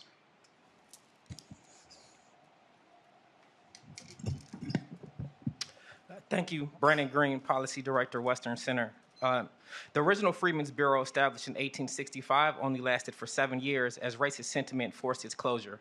Though it was helpful while open, the promises for a better future with the full establishment of and restoration of descendants of slaves went largely unfulfilled. At present, our country has seen an extreme resurgence of racist attitudes and unprecedented attacks on racial equity and inclusion. The very institutions, courts, policy mechanisms, other protections have quickly fallen. Civil rights laws passed to stop anti-Black discrimination are now being perverted to attack progress. The racial reckoning that was promised has not come to fruition. California, through the Reparations Task Force, which I was lucky enough to testify before twice, stepped into the void to show leadership for the rest of the country. It's now time to continue this work by establishing the Freedmen Affairs Agency to be housed in government so that the work of reparations can continue until its completion. This is important both for continuity and fidelity of purpose. We ask for an aye vote today. Thank you. Mr. Chair, members of the committee, can you hear me? Good. Yes. Okay. Stephanie Roberson on behalf of the Bay Area Regional Health Inequities Initiative and the California Organizations for Reparations Coalition, and I've been authorized to speak on behalf of the City of Oakland, who's going to come on and support your bill, Senator. We are in full support of SB 1403 by Senator Bradford. As Senator Bradford laid out, the Reparations Task Force report to the legislature details the systemic harms and disparities experienced by Black families across key indicators of quality of life, including education, housing, environment, and physical and mental health. The task force specifically calls for the creation of the American Freedmen Affairs Agency as a first step in implementing their full list of recommendations. This historic agency is essential in establishing the infrastructure for reparations in California as a priority, as the Senator said, of the California Legislative Black Caucus and members represented here today. California has the opportunity to continue to lead the nation by operationalizing reparative justice and embedding this work in the fabric of our state government. Focused investments in Black families can transform our communities and institutions, create healthy and equitable living conditions, and finally, end the longest and most persistent life expectancy difference in the country. Notably, the state of New Mexico has established an Office of African American Affairs, and our great state of California has established the Office of Tribal Affairs, creating this precedent for this type of work. So while our government has made strides toward advancing racial equity, now is the time to prioritize focused investments in infrastructure in Black health and well-being, and start repairing the harms of discrimination and disinvestment. The California Organization for Reparations Coalition, or CORE, is a statewide advocacy group committed to implementing the recommendations of the California Reparations Task Force through advocacy, policy, and systemic change. We bridge a diversity of perspectives and ideologies to stand united in addressing the unique harms experienced by descendants of enslaved people and acknowledge the collective harms of anti-Black racism. CORE envisions a California with reparative justice for a thriving, healthy, and resilient Black community. Members of the CORE Coalition, City of Oakland, and Bar High strongly supports 1403 and respectfully request your aye vote committee. Thank you for your time. Thank you. Is there anyone else here in support of SB 1403? Tanisha Herring on behalf of the California Hawaii NAACP in strong support. Thank you.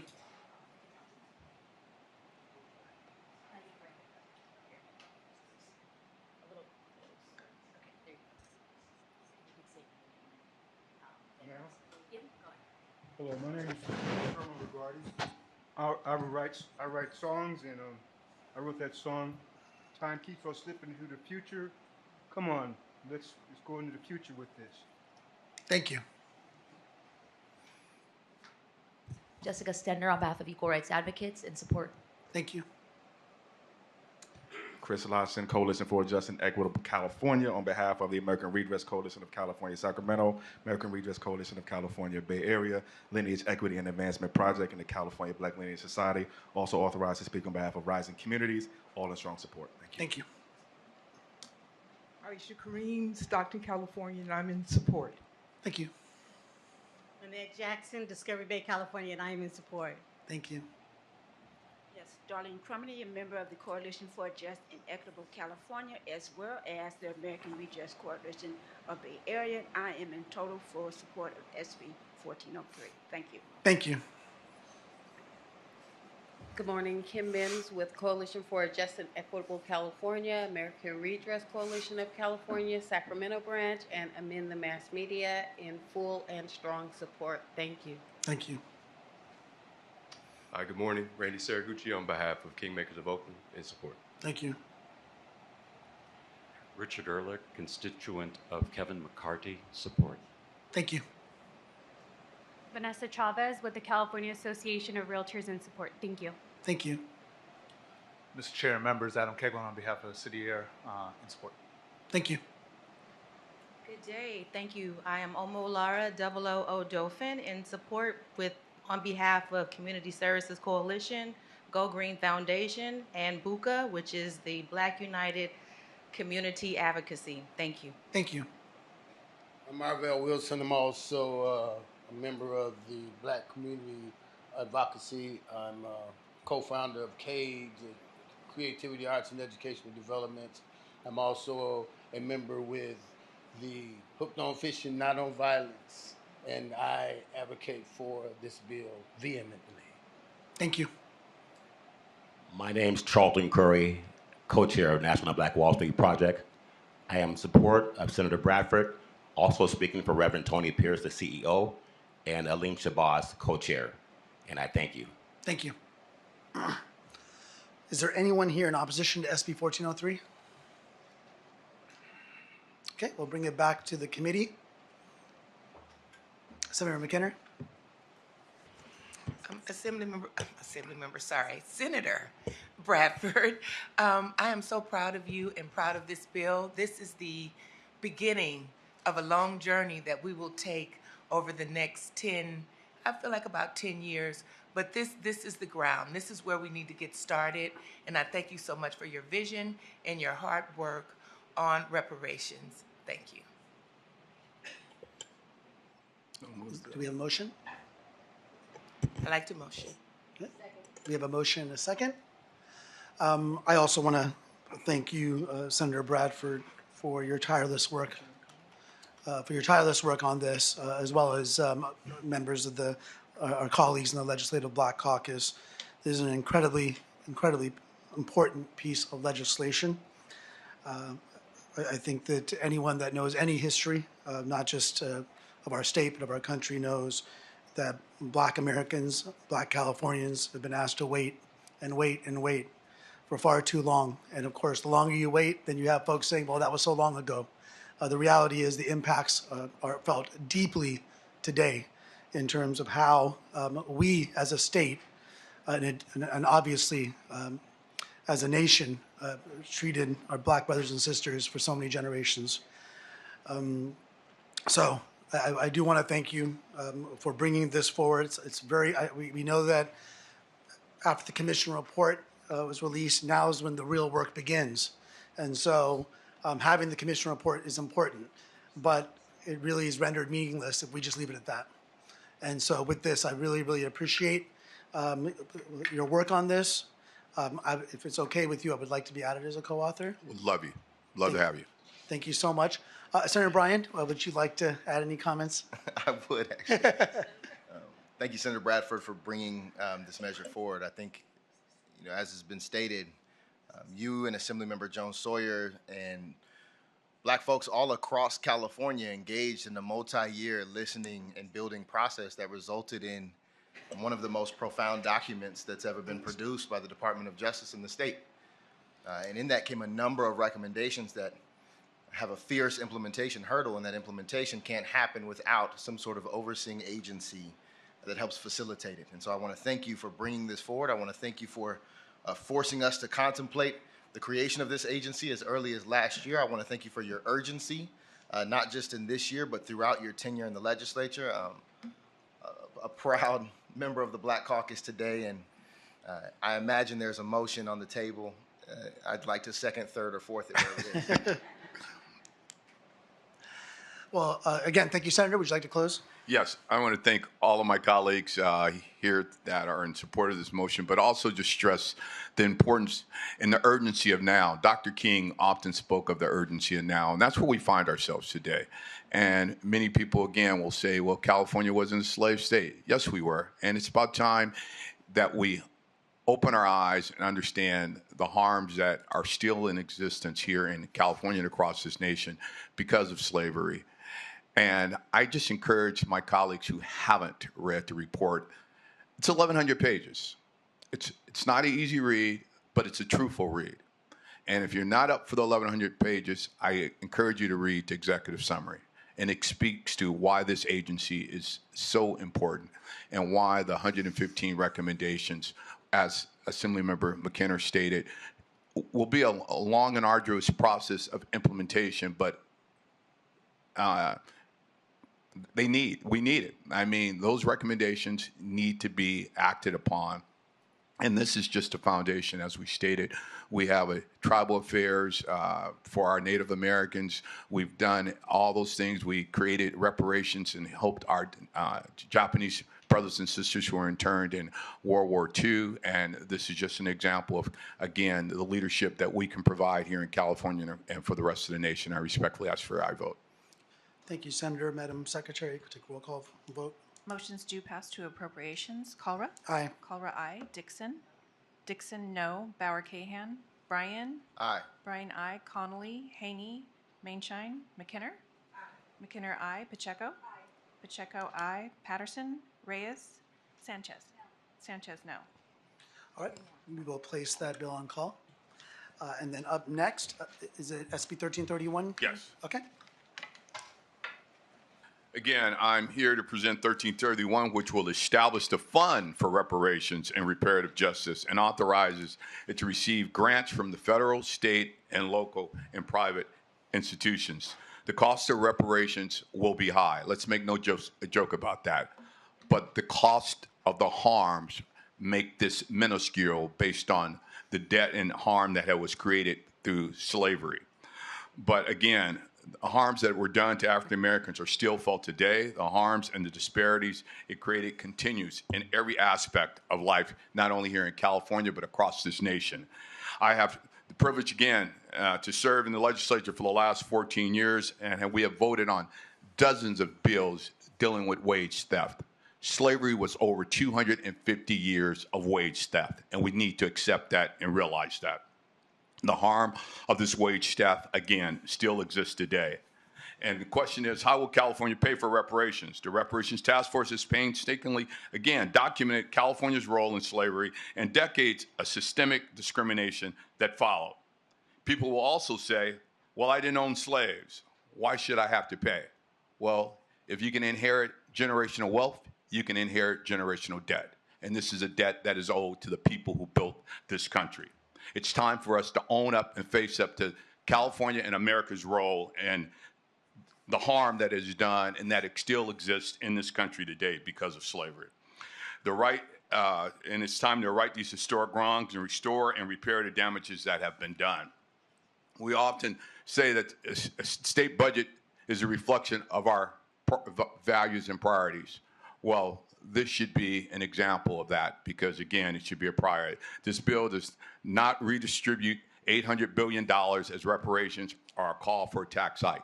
Just another lie by the descendants of individuals who just want to find a way, dissenters, I should say, who find a way not to support this.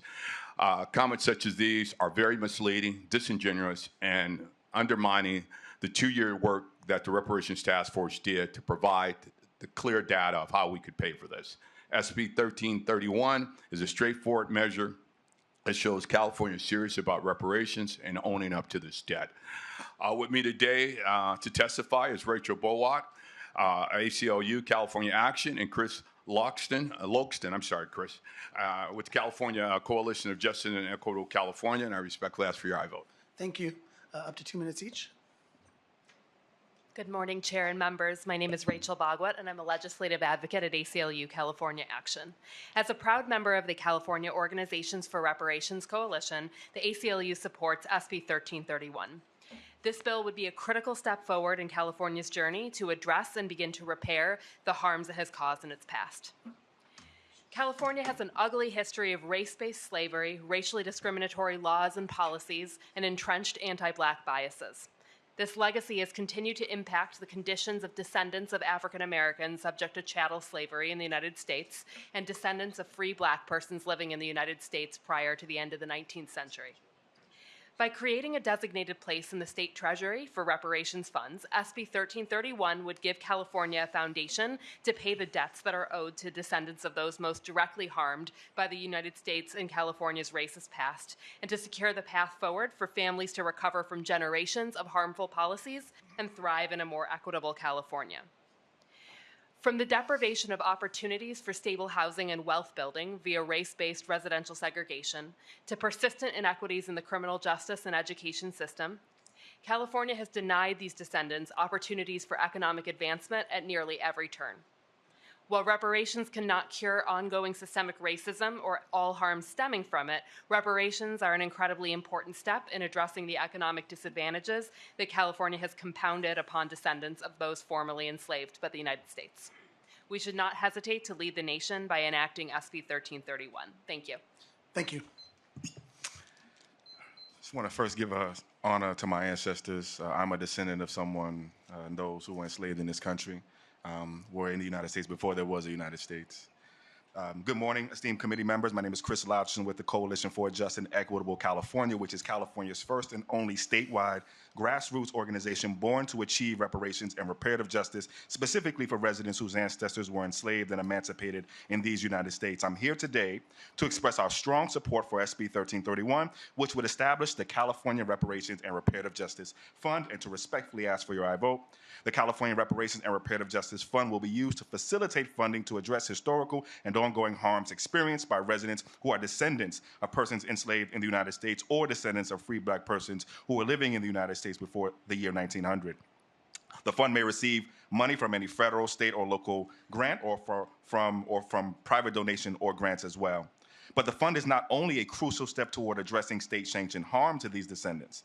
The creation of this fund also represents a commitment to transforming the recommendations of California's first-in-the-nation reparations task force into actionable policies. Furthermore, the creation of this fund is also a practical necessity to facilitate meaningful reparations policies and programs. Here's why. The proposed fund will serve as a key early part of the fiscal infrastructure needed to support reparations initiatives approved by both the legislature and the governor. By taking this step forward to create a fiscal foundation and backbone, we ensure that reparative efforts are not symbolic, but successful, impactful, and enduring. Creating this fund also helps to ensure that funding for state reparations efforts, when ultimately approved by the state, are organized and coordinated. Now, organizing and coordinating funding for state reparations efforts will help support the success of these efforts. The more organized and coordinated we are, the better. In addition, the creation of this fund will foster fiscal transparency and responsibility in government spending by allowing for the funds set aside for reparations to be tracked and accounted for effectively. In closing, I urge members of this committee to support the establishment of the California Reparations and Reparative Justice Fund. And for these reasons and more, and with respect to my ancestors, we respectfully ask for your aye vote. Thank you. Is there anyone else here in support of SB 1331?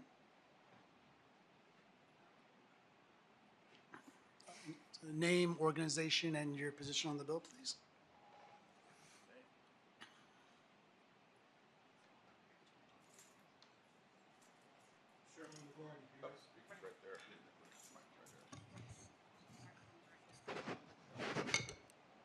Sherman LaGuardia here.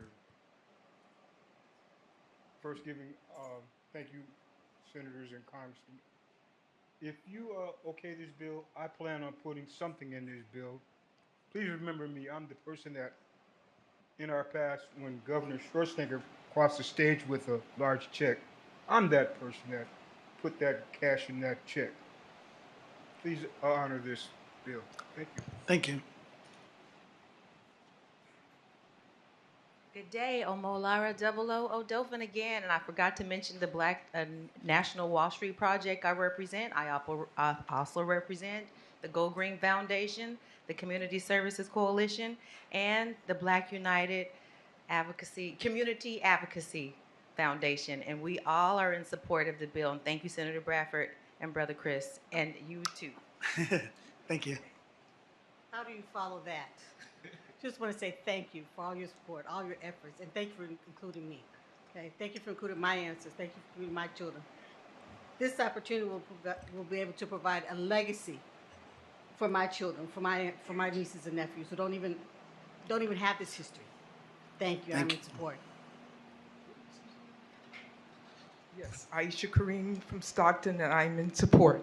Thank you. Thank you.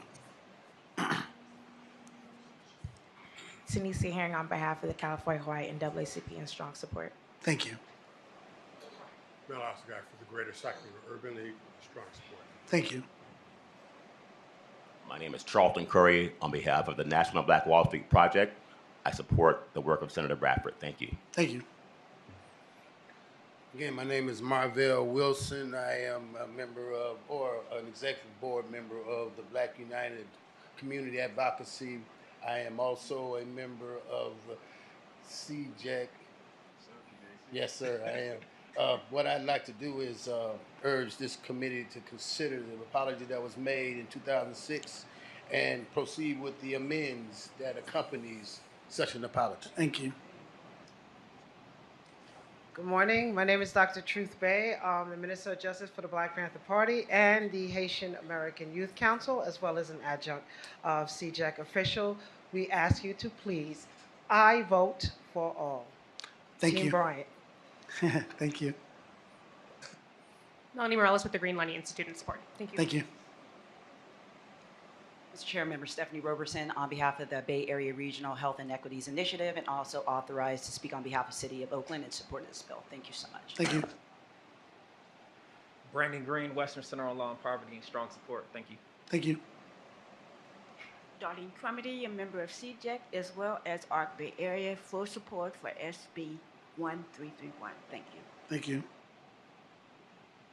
Kim Mims with CJEC, ARC Sacramento, and ETM Media Group in full support of 1331, SB 1331, and respectfully ask for your aye vote. Thank you. Richard Ehrlich, constituent to Kevin McCarthy, support. Thank you. Kel O'Hara, representing Equal Rights Advocates in support. Thank you. Adam Keglin on behalf of Alliance College Ready Public Schools in support. Thank you. Randy Saraguchi on behalf of Kingmakers of Oakland, strong support. Thank you. All right, committee members. Senator Bryan? No, I'll be brief. I just want to thank the senator for bringing this forward. It didn't occur to me at the start of this year that every meaningful reparations proposal introduced was going to come through judiciary. It's also interesting that this committee had no black members last year and now has two. And so I think that's a reflection of the leadership of the speaker and the direction of the chair and of the senator for bringing this forward. I want to thank all the community members who made it up to Sacramento to speak in support of this important piece of legislation. And Mr. Chair, I'd like to make a motion to move the bill. Motion and a second. And actually, we have a motion and a second registered. I did not ask if there's anyone in opposition to SB 1331 here, so I apologize. Is there anyone here in opposition that's not on the dais? Okay. Senator Sanchez. Thank you. To be honest, I'm concerned about the proposal to help facilitate the distribution of reparations. Economist consultants from the task force reported the total amount could be as much as $800 billion. $800 billion. That's 2.5 times the size of our entire state budget. To pay for that, you'd need a major tax hike unlike anything this state has ever seen before. I recognize and acknowledge the painful part of our history. The pains of our past should not be paid by the people of today. The majority of our state is Latino and Asian, making up 55% of our population. Most of them, like me, are first, second, or third generation immigrants who had nothing to do with slavery, discrimination, Jim Crow laws. Nothing. It is fundamentally unfair to force these people to pay for this, and because of that, I will be opposing today. Senator O'Brien. Yeah, I just want to thank our Republican colleagues for coming to committee today. After boycotting the previous committee, it's really important to go on the record and formally oppose reparations. So I want to thank them for doing so. Any other questions or comments? I want to thank Senator Bradford once again for bringing this forward. Again, as I said earlier, it's one thing if you have a commission report, what have you, but the reality is that actions are necessary, and that includes reparations. It includes, in some cases, monetary reparations. There's many different ways and different forms that can take place, as the commission report recommends. It's not going to come out of an $800 billion balloon payment from the state budget, but at the end of the day, compensation is necessary. I understand that it's hard to ask those of us currently sitting in the legislature to make those commitments, but no one asked black families over generations if it was okay to take their wealth, if it was okay to enslave them, if it was okay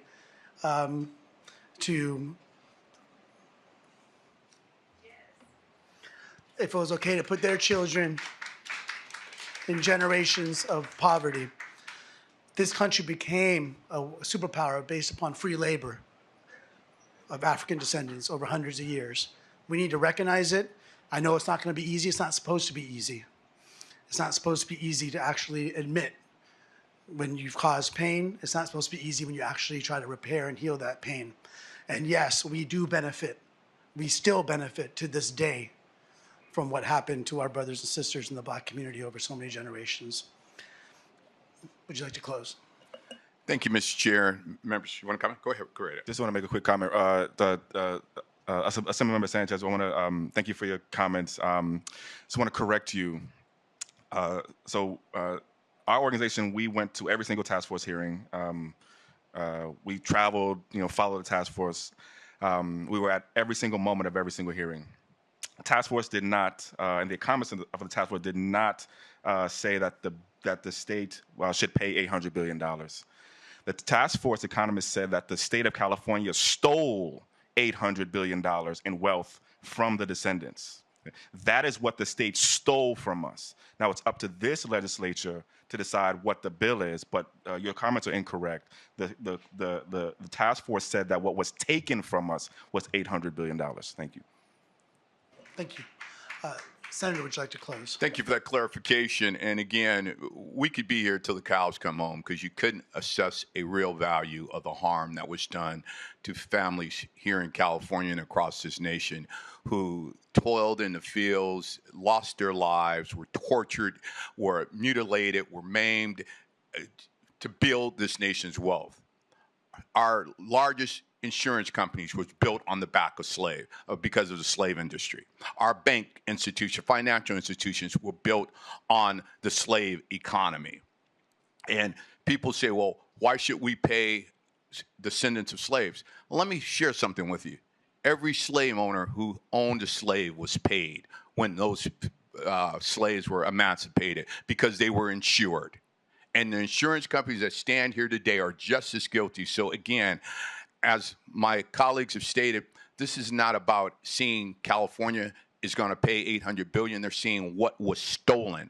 And you can't assess a value on really what was stolen and what is still being taken and denied to African Americans, from home ownership to education, you name it. Our reparations task force recommended that reparations could be in the form of free college at our UCs and CSUs. It'd be in the form of first-time home buyers assistance, because there are generations of African Americans who have lived here for over 200 years who have never owned property because of redlining, because of Jim Crow, because of racism. Again, many of those restrictions still exist today. So it could be ongoing health care. So reparations can take a form of many different forms. But again, to throw out $800 billion, that's a drop in a bucket on what was really stolen from the people who helped build this nation. And I respectfully ask for your aye vote. Thank you. Madam Secretary, a roll call vote on SB 1331, please. Motions do pass to appropriations. Calra? Aye. Calra, aye. Dixon? No. Dixon, no. Bauer-Cahan? Bryan? Aye. Bryan, aye. Connolly? Haney? Mainshine? McKinner? Pacheco? Aye. Pacheco, aye. Patterson? No. Patterson, no. Reyes? Sanchez? Sanchez, no. We will place that bill on call. And Senator Bradford, your last item for today, SB 1050, item 3. Thank you, Mr. Chair. Yeah, this is my final bill. This bill will create a pathway to return land or provide restitution to Californians who've had their land or their property taken by the state or local governments by racially motivated reasons. Many Californians are now familiar with the legislation that I authored 3 years ago dealing with Bruce's Beach. It was a parcel of beachfront land in Manhattan Beach that was once a thriving resort owned by Charles and Willa Bruce, an African-American couple who invested and created a successful business. But the city of Manhattan Beach resented the Bruce's success and wanted to put them out of business. The city used the power of eminent domain to take the Bruce's land and to do so for far less than what the fair value was. In 2022, as stated, I authored legislation that allowed the current owner, the County of Los Angeles, to return the land to the descendants of Charles and Willa Bruce. And just like with Bruce's Beach, SB 1050 will create a pathway to justice for others harmed by similar racist policies and practices of the distant and recent past. We know Bruce's Beach is not a single story of unjust and racist government actions. The power of eminent domain has been abused to move black and brown people off their land, to destroy homes, to devastate opportunities for families to build generational wealth through the owning of land. This type of injustice also occurred in San Francisco, Oakland, Los Angeles, San Diego, Palm Springs, and Russell City, just to name a few. We're even being made aware of what happened in Palm Springs, in Santa Monica right now, a piece of property that was owned by Silas White, a successful black business owner, had the city of Santa Monica took his property in 1960 because the city said, we need a parking lot. Well, today, a 4-star hotel sits on the land that is still owned by the city of Santa Monica, and they reap benefits from that property on a monthly basis. That money should be going to the White family. And let's talk about Russell City. This was a black and Latino community that is now part of the city of Hayward in the East Bay. In the 1920s through the 1950s, Russell City was a thriving community of homes and businesses. But the town was annexed to the city of Hayward, and then eminent domain was used to evict the residents in order to build an industrial park. As amended, SB 1050 will empower the state to review claims and make determinations of whether compensation is warranted. The amendments also specify that the bill would not impact private property owners, meaning that land that is currently in private hands with a good faith owner could not be reclaimed. Only publicly held land could be reconsidered for being returned, and only if it is feasible. If a freeway now occupies the land that was taken, the claimant would be eligible to similarly held land if any exists, or more likely monetary compensation. With that finding, the fact and recommendations in hand from the Freedom Affairs Agency, the claimant would be able to seek restitution from the government entity, whether it's the city, county, or special district that actually caused the harm. The amendments would change the source of restitution from the Fund of Reparations and Reparative Justice to an actual government entity that should be held responsible for committing the racially motivated act.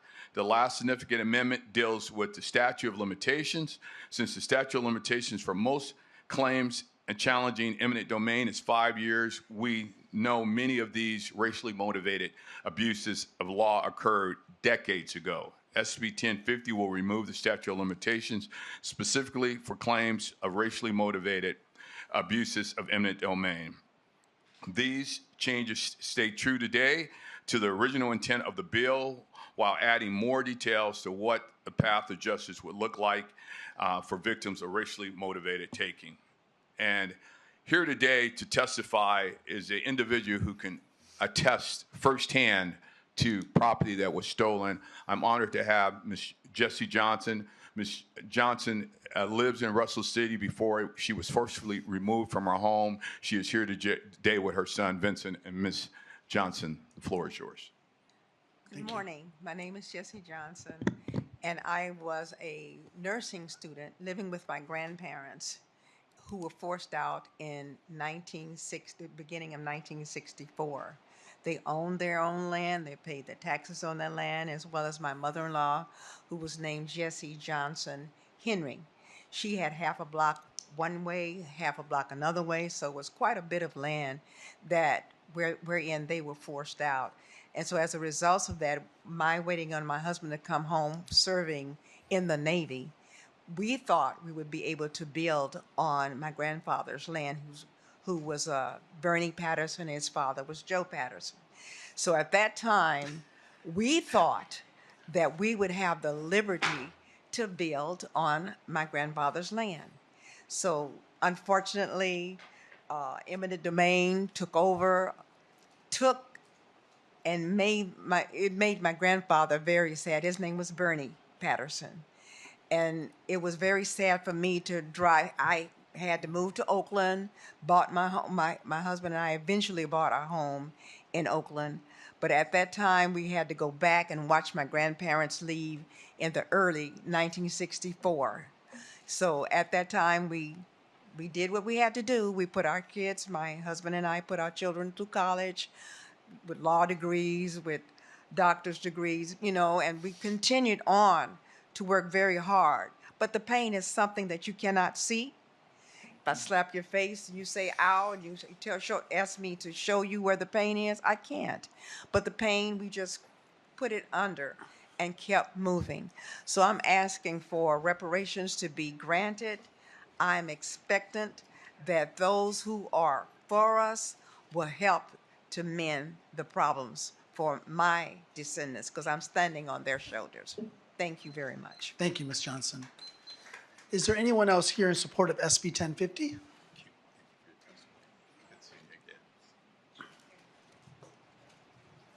I'll go first again so I can record. Omolara Zebolo Odofin in support. I'm representing the Go Green Foundation, the Black United Community Advocacy Foundation, also representing the National Black Wall Street Project and Community Services Coalition. Thank you.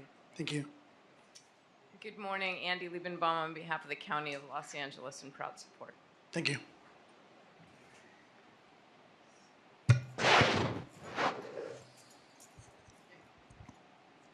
So I'm supporting, thank you, Senator Bradford, for bringing this bill, Master Chairman, and thank you for bringing this bill again.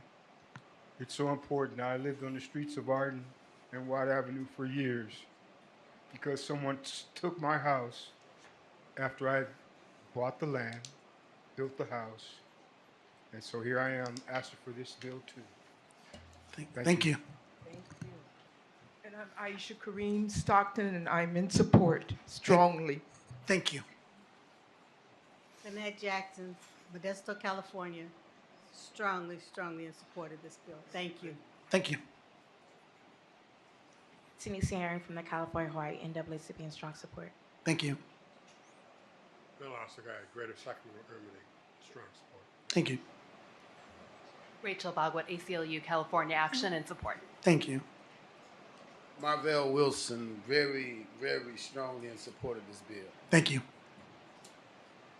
Dr. Critical Truth Day, Minister of Justice for the Black Panther Party, strongly support SB 1050. Thank you. Bob Naylor, representing Fieldstead and Company. That's Howard Amundsen Jr., an Orange County philanthropist, in strong support of this bill. Thank you. Brandon Green, Western Center on Law and Property, in strong support. Thank you. Chair Member Stephanie Roberson on behalf of the Bay Area Regional Health Inequities Initiative, and also authorized to speak on behalf of the City of Oakland in support of this bill.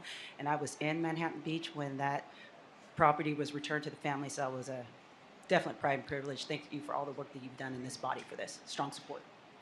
Thank you. Thank you again, Darlene Crumedy, a member of CJAC, as well as ARC Bay Area, full support for SB 1050, and thank you, Senator Bradford, for everything. Thank you. Kim Mims, Coalition for a Just and Equitable California, ARCC Sacramento, and Amendment Mass Media Group in full and strong support. Thank you, Senator Bradford, for your work. Thank you. Richard Ehrlich, constituent of Kevin McCarthy, support. Thank you. Vanessa Chavez with the California Association of Realtors in support. Thank you. Thank you. My name is Charlton Curry, co-chair of the National Black Wall Street Project in Northern California and also a Big C Sports podcast. I strongly support your work, and I so much appreciate you, Senator Bradford. Thank you. Randy Saraguchi on behalf of Kingmakers of Oakland in strong support. Thank you. Jordan Hefcart on behalf of Equal Rights Advocates in strong support. Thank you. And Senator Bradford, will you be accepting the amendments? Yes. Thank you. Bring it back to the committee. Oh, actually, is there anyone here in opposition to SB 1050? There was a registered opposition, so I tend to skip it sometimes, so I apologize for that. Bring it back to the committee. Assemblymember Patterson? Joe Patterson. Joe Yes. Patterson.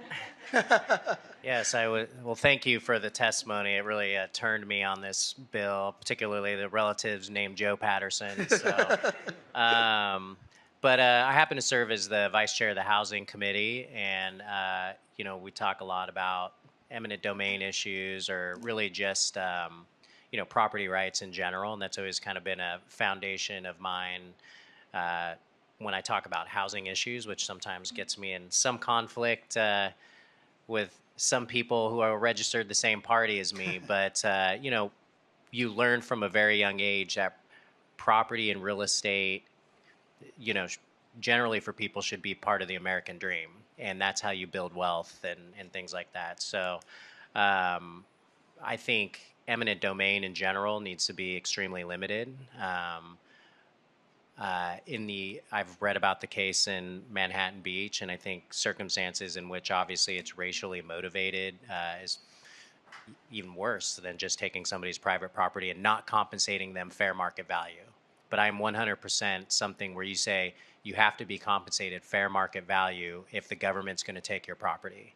And so because of that, I'm going to support this measure. I think there's some things that, I think that none of us write perfect bills. Or yours are close to perfect, Senator Bradford. But there's some things that do cause me some pause. But I think the general policy of making sure people are compensated when the government comes in and takes their land and impedes their ability to build their wealth is a problem. So I'll look forward to supporting it. So thank you for bringing it. Thank you. Assemblymember Bryan? Yeah, haven't ever spoken this much in a row, but haven't had this many important bills coming through. It's important to remember that these racialized takings were also often accompanied by racialized terror, right? These were not nice uses of eminent domain. They were often very violent. I'm thinking about Section 14 in Palm Springs, where they forced black folks out by fire, literally. It's also important to remember that the descendants of these racialized takings are still with us today. They have lost out on that generational wealth that should be theirs. It's also starkly apparent to me that we have such a legacy of racialized motivated takings and the highest disproportionate amount of black people who live on our streets. These things are interlinked, and that's the true legacy of slavery in California. That is why the senator rightfully corrects the record that California has participated in slavery. That's why pieces of legislation like this are so important. Thank you, Senator, for bringing it forward. I'd like to make a motion to move the bill. A motion and a second. Assemblymember Bauer-Cahan? Thank you. And sorry I missed the other two presentations. I was in another committee. But I just want to echo the comments of my colleague from Los Angeles. I think this bill seems so obvious because it's a constitutional right. I mean, you cannot take someone's land without just compensation. It is guaranteed in our Constitution, and yet we know that so many rights in our Constitution, as fundamental as the right to vote, and others have been denied to people of color throughout history. And so, it is so critically important that we take the steps we can to right those wrongs, and I want to thank you for doing that. I appreciated the analysis and the focus on making sure these processes work. The last thing we want is for folks to go through this process and then have a court not honor it. So I hope that work continues to make sure these processes are as effective as I know you intend them to be, Senator. But I think there's just no question that where one has been violated in such a fundamental way that our Constitution dictates, that it is our job to fix that if we can. And so I want to thank everyone who came here today for speaking up, for telling your story. I often sit here and think about the ways in which our histories are intertwined. My family's land was taken during the Holocaust, and we made our way back and never saw those rights wronged in a lot of ways. But this is something that has happened to people throughout history, and all of those rights should be wronged. And so it's such an honor to sit here and to be able to do that for other people. So I want to thank you. With that, I'm happy to support it. Thank you. Assemblymember Reyes. Thank you. Senator, a comment was made that you write very good bills, and I appreciate that. But I've got to tell you that one of the most important things of bill presentations are the witnesses that we bring forward. And to have Ms. Johnson here come to testify, to talk about something that's very personal, I think that it reminds us why we introduce these bills. Also to have the witness from the young, and I didn't get the full acronym, but to have our youth here come in support of this bill, to know the history and to know that although they may not know all the history, they may have read it in the history books. Here they're seeing history being made and true history being shared, and they're going to see that history be corrected in a particular way that can only be done here in this Capitol, and eventually when signed by the governor. So I want to thank you, Ms. Johnson, for coming to provide your testimony. Thank you. Thanks to my colleagues for the commentary. I do want to thank everyone that came here from around the state on all three of these related bills from Senator for Bradford, all very important pieces of legislation. I want to thank Ms. Johnson for sharing your story, for your perseverance and your resilience. And I want to make note that in your particular instance, this land, quote, acquisition occurred in 1964. I think a lot of times we think about these things happening in the 1800s or early 1900s, but a lot of them happened in the 50s and 60s as the civil rights movement was growing, because it was seen as a last opportunity to take this land away from black families. And so it's certainly very recent in that regard. And so I thank you for standing up, not just for your own family, but for so many other families. And again, I want to thank Senator Bradford for his work in this space. As Assemblymember Barakan indicated, this story is repeated in different ways globally. My family, during the partition in India, lost their land and were refugees in their own country for many years. But many years later, they were given just compensation by getting, to the best of their ability, some land back where they resettled in India.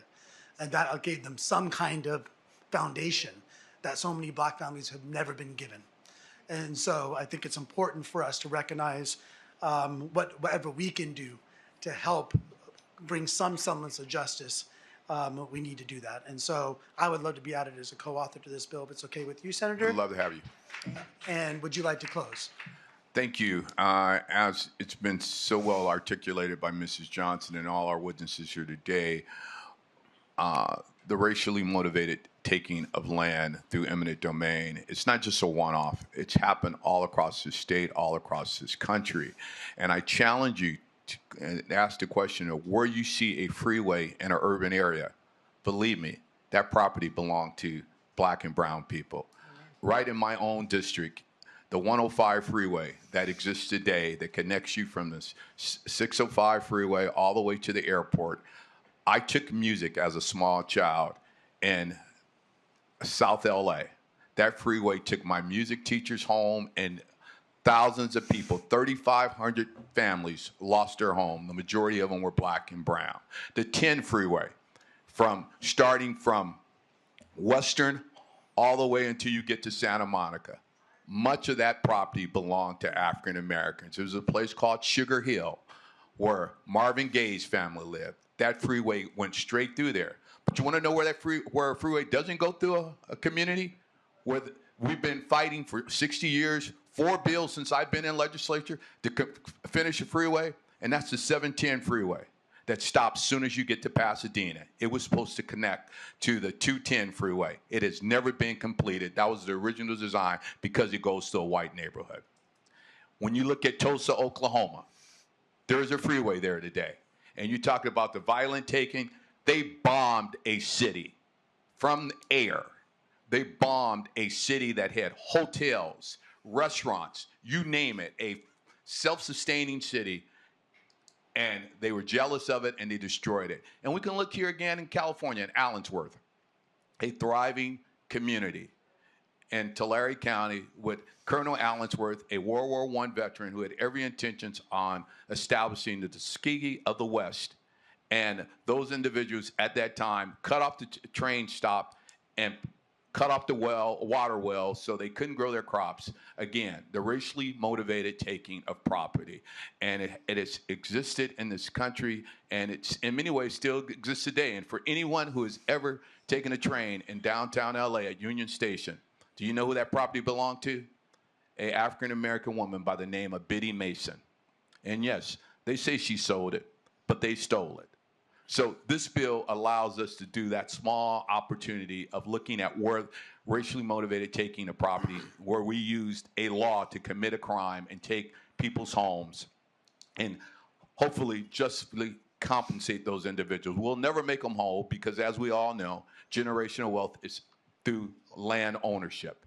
And the most wealthiest people in the world is not about the money they have in the bank. It's about the property that they own. This allows us to at least create some type of generational wealth for those individuals. And I respectfully ask for a vote.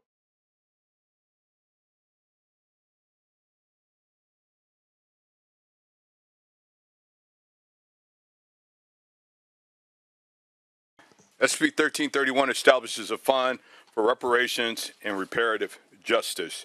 During the last 2 years, I had the honor of serving on the California Reparations Task Force, the first in its nation. The work of the task force documented in great detail the history of slavery in California and the patterns of systemic racial injustice that continue long after slavery ended. We documented the racially motivated taking of black land through eminent domain, over-policing, mass incarceration, and the denial of home ownership through practices such as redlining, restrictive covenants, and on and on and on that created generational harm that still exists to this very day. People will often say, why should California provide reparations? California was a free state in name only. California practiced every had the same practices of every slave state. If you came here as a slave, you were treated as a slave. If you gave birth here, your child was born a slave. If you ran away, we had a Fugitive Slaves Act that returned you back to the plantation that you escaped from. People will also say, I don't own slaves, or I didn't own slaves. Why should I have to pay? And I say to them, if you can inherit generational wealth, you can inherit generational debt. This is a debt that's owed to the people that helped build this country. Reparations is a debt owed to descendants of slavery. This is not a handout or charity of any sort. It is what is owed, it's what is promised, and what is 160 years overdue. I have had the privilege of serving in the legislature for 13 years, and we have voted on dozens of bills about wage theft. Slavery was 250 years of wage theft of African Americans. The harm from the wage theft still exists today. The cost of reparations will be high, but so was the harm done to African Americans. And that harm and those disparities continues to this day. Now, how will California pay for reparations? SB 1331 would authorize the state controller to transfer 6% of the funds that would be placed in a state budget reserve fund, special fund for economic uncertainties, into the fund of reparations and reparative justice. If there is no funding to set aside for the budget reserve fund, there would not be a deposit in the fund for the reparations reparative justice. If the budget is a reflection of our values and priorities, reparations has to be funded. Here to testify with me today is Don Tamaki. Mr. Tamaki is a managing partner in the law firm of Minami Tamaki LLP. Mr. Tamaki was a leader of a movement to gain reparations for Japanese Americans who were interned during World War II and has served on the Reparations Task Force as well. So without further ado, I would ask Mr. Tamaki to. Mr. Tamaki, the floor is yours. Thank you, Senator Bradford, and thank you, Chair Umberg and committee members. I served on the task force, and I also co-counseled Fred Korematsu in reopening his infamous Supreme Court case, which upheld putting Japanese Americans in concentration camps. Korematsu's vindication boosted our bipartisan effort for Japanese American reparations. Senator Bradford deserves high praise for his strong leadership role on the task force. 2 years of work, 27 days of hearings, leading to its groundbreaking report, connecting the dots between the racial policies of the past and their cascading harms today. Reparations is not just about slavery. While the nation's racial divide began with 246 years of enslavement, a fact that means Black Americans as a people have been longer enslaved than they have been free. What haunts California is its full-throated support of racial exclusion right into the 20th century. When you compare the redlining maps of the 1930s to the 1970s against today's maps of the most impoverished, the most underserved, the most polluted neighborhoods, they align exactly. Between 1934 and 1962, billions in home loans were issued, creating America's middle class. But 98% of those loans went to white families. By 1940, 80% of the homes in LA had deed restrictions barring Black people. The policies of the not-so-distant past created our present. As a result, white households have 9 times more assets than Black households. Black Californians have an almost 8-year shorter lifespan. In San Francisco, over the last decade, Black infant mortality was 5 times that of white babies, and huge disparities persist in just about every other metric that matters. To talk about these things is unpleasant. All righty. Thank you, sir. We didn't want to talk about Japanese American reparations, but we ask you to consider Black reparations now. Thank you. Thank you. All right. Next witness. Senator Bradford, other witnesses? Primary witness, so All right. I don't know if All right, let's go ahead and ask those who are in support of SB 1331 to approach the microphone, give us their name, their affiliation, their position. What an honor this is. Chris Lodgson, Coalition for a Just and Equitable California, American Redress Coalition of California, Sacramento, American Redress Coalition of California, Bay Area, Lineage Equity and Advancement Project out of LA, California Black Lineage Society out of the Inland Empire, all in strong support. Thank you. Good afternoon. I'm Raphael Plunkett. I am a board member for LEAP, Lineage Equity Advancement Project, and I've traveled here from Diamond Bar to express our support. Thank you. Yes, good afternoon. Darlene Crumity. I'm a member of the Coalition for a Just and Equitable California, CJEC, as well as American Redress Coalition of California Bay Area, ARC Bay Area, and I am in strong support. Thank you. Good afternoon, committee. My name is Kim Mims. I'm with the Coalition for a Just and Equitable California, CJEC, American Redress Coalition of California, ARC, Sacramento Branch, and Amend the Mass Media Group in strong support of 1331. I respectfully ask for your aye vote. Thank you. Marie Matsone, Ben the Arc Jewish Action, California, in strong support. Thank you. Richard Ehrlich, constituent of Senator Roger Nilo, in support. Thank you. Hi, Samantha Johnson for the Greater Sacramento Urban League and the California African American Chamber of Commerce, in support. Thank you. Dr. Critical Truth Bay, Interim Prime Minister for the Republic of the Country of Haiti, and I'm in strong support of SB 1331. Thank you. Thank you, Mr. Chair and members. Tristan Brown with CFT, Union of Educators and Classified Professionals, here in support. Thank you. Hi, Chair and members. Rachel Bogwit with ACLU California Action, here in support. Thank you. Jonathan Johnson, Alameda County Mental Health, strong support. Thank you. All right. Others in support of SB 1331, please approach. Seeing no one else approach the microphone, let's turn to the opposition. If you're in opposition to SB 1331, please approach the microphone. Seeing no one approach the microphone, let's bring it back here to committee for questions. Seeing no questions or comments, is there a motion? Senator Laird moves the bill. All right, Senator Bradford, would you like to close? Thank you. The Reparations Task Force has painstakingly documented California's role in slavery and the decades of systemic discrimination that followed. People can choose to ignore it. They can be uncomfortable with our history, but you cannot deny it. I respectfully ask for aye vote. All righty, thank you. It's been moved by Senator Laird. Madam Secretary, please call the roll. This is file item number 6, SB 1331. The motion is to pass to Senate Appropriations. Umberg? Aye. Umberg, aye. Wilk? Allen? Allen, aye. Ashby? Aye. Ashby, aye. Caballero? Aye. Caballero, aye. Durazo? Laird? Aye. Laird, aye. Min? Nilo? No. Nilo, no. Stern? Wahab?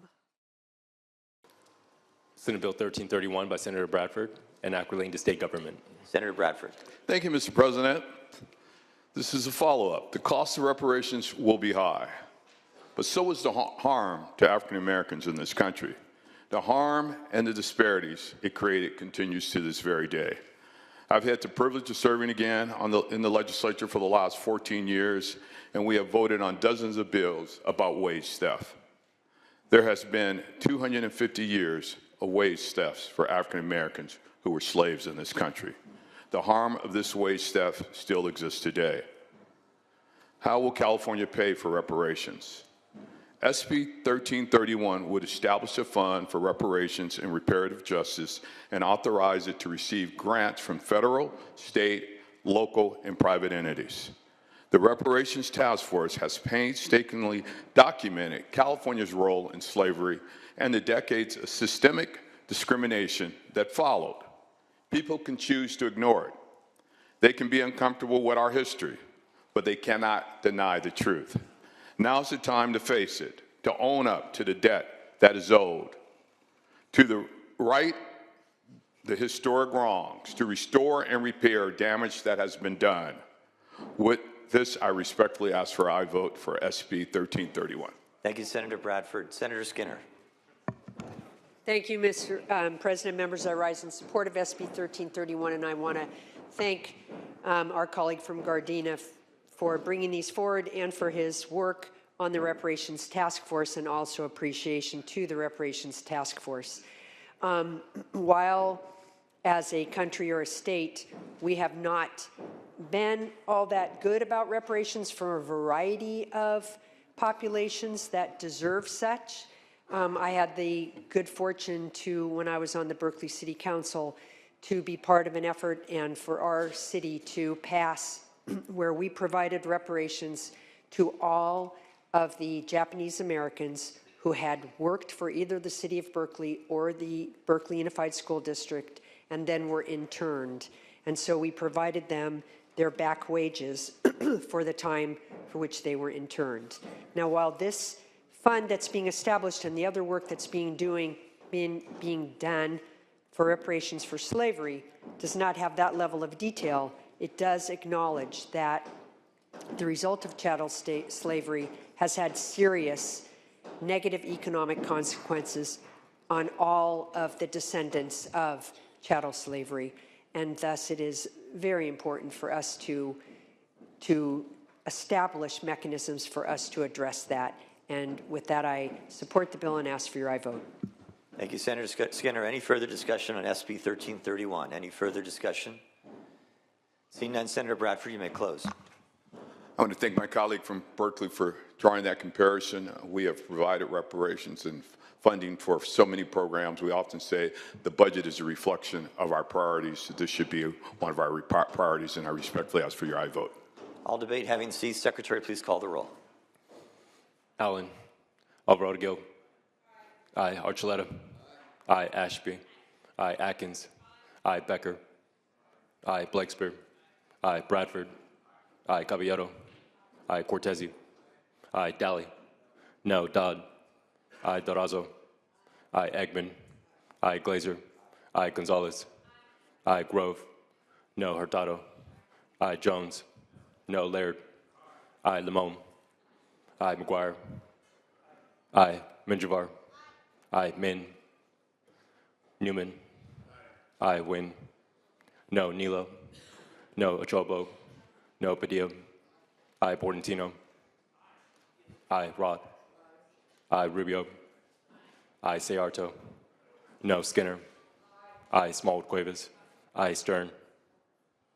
Umberg. Aye, Wahab. Aye, Weiner. Aye, Wilk. Please call the absent members. Allen. Min. Stern. Wilk. No.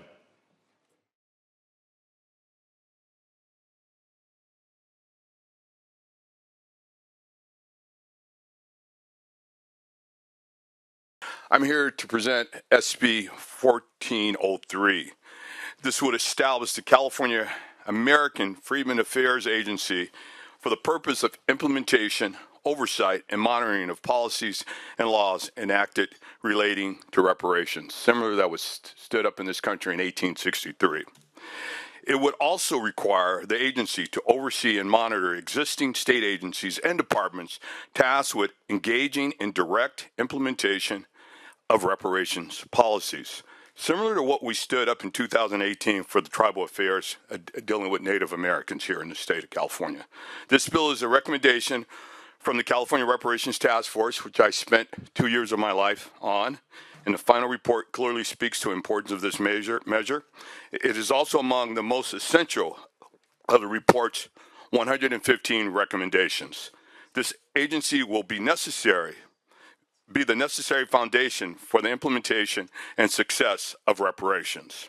The most important responsibility of this agency will have is determining which individual are eligible for reparation programs and services this legislature will enact.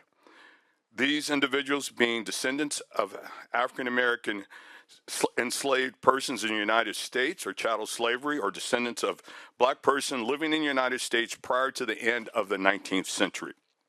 SB 1403 will create a genealogical office to provide access to expert genealogical research to confirm reparations eligibility and expedite assistance with the reparations claims process. Many people ask, why California? They said California was a free state in name only. We did everything a slave state did. If you were brought here as a slave, you were treated as such. If you were pregnant and gave birth here as a slave, your child was born a slave. We had a fugitive slave law, so if you ran away and came to California, there was a bounty to take you back to the plantation or state that you escaped from. So we were a free state in name only, and the first governor of the state of California owned slaves, Peter Barnett. And so why should we be responsible for reparations at all? As I stated, while there's no way, and should I say, while in no way does this bill excuse the federal government or local governments from taking action, California still bears some responsibility. State government permitted and committed grave injustices against African Americans. These injustices included enslavement, legal public and private segregation, discrimination in state funding and programming, and stigmatization. And if you don't believe me, I challenge you to read the 1,100-page report. And if not the 1,100-page report, at least the executive summary. This agency is the first step for California to take actions to right these wrongs that have existed for so long here in California and across the United States. SB 1403 is about demonstrating our state's commitment to not only recognizing its past, but also taking meaningful actions toward equitable future. With me today to provide expert testimony is Camilla Moore, attorney and a scholar, and chair of the Reparations Task Force. And I thank you, and I respectfully ask for a aye vote. Thank you, Senator Bradford. Ms. Moore? Esteemed members of the Senate Judiciary Committee, my name is Camila Moore, and I am privileged to have served as the chair of the California Reparations Task Force. Today, I advocate with a sense of urgency and purpose for the passage of SB 1403, a groundbreaking bill poised to establish the California American Freedmen Affairs Agency.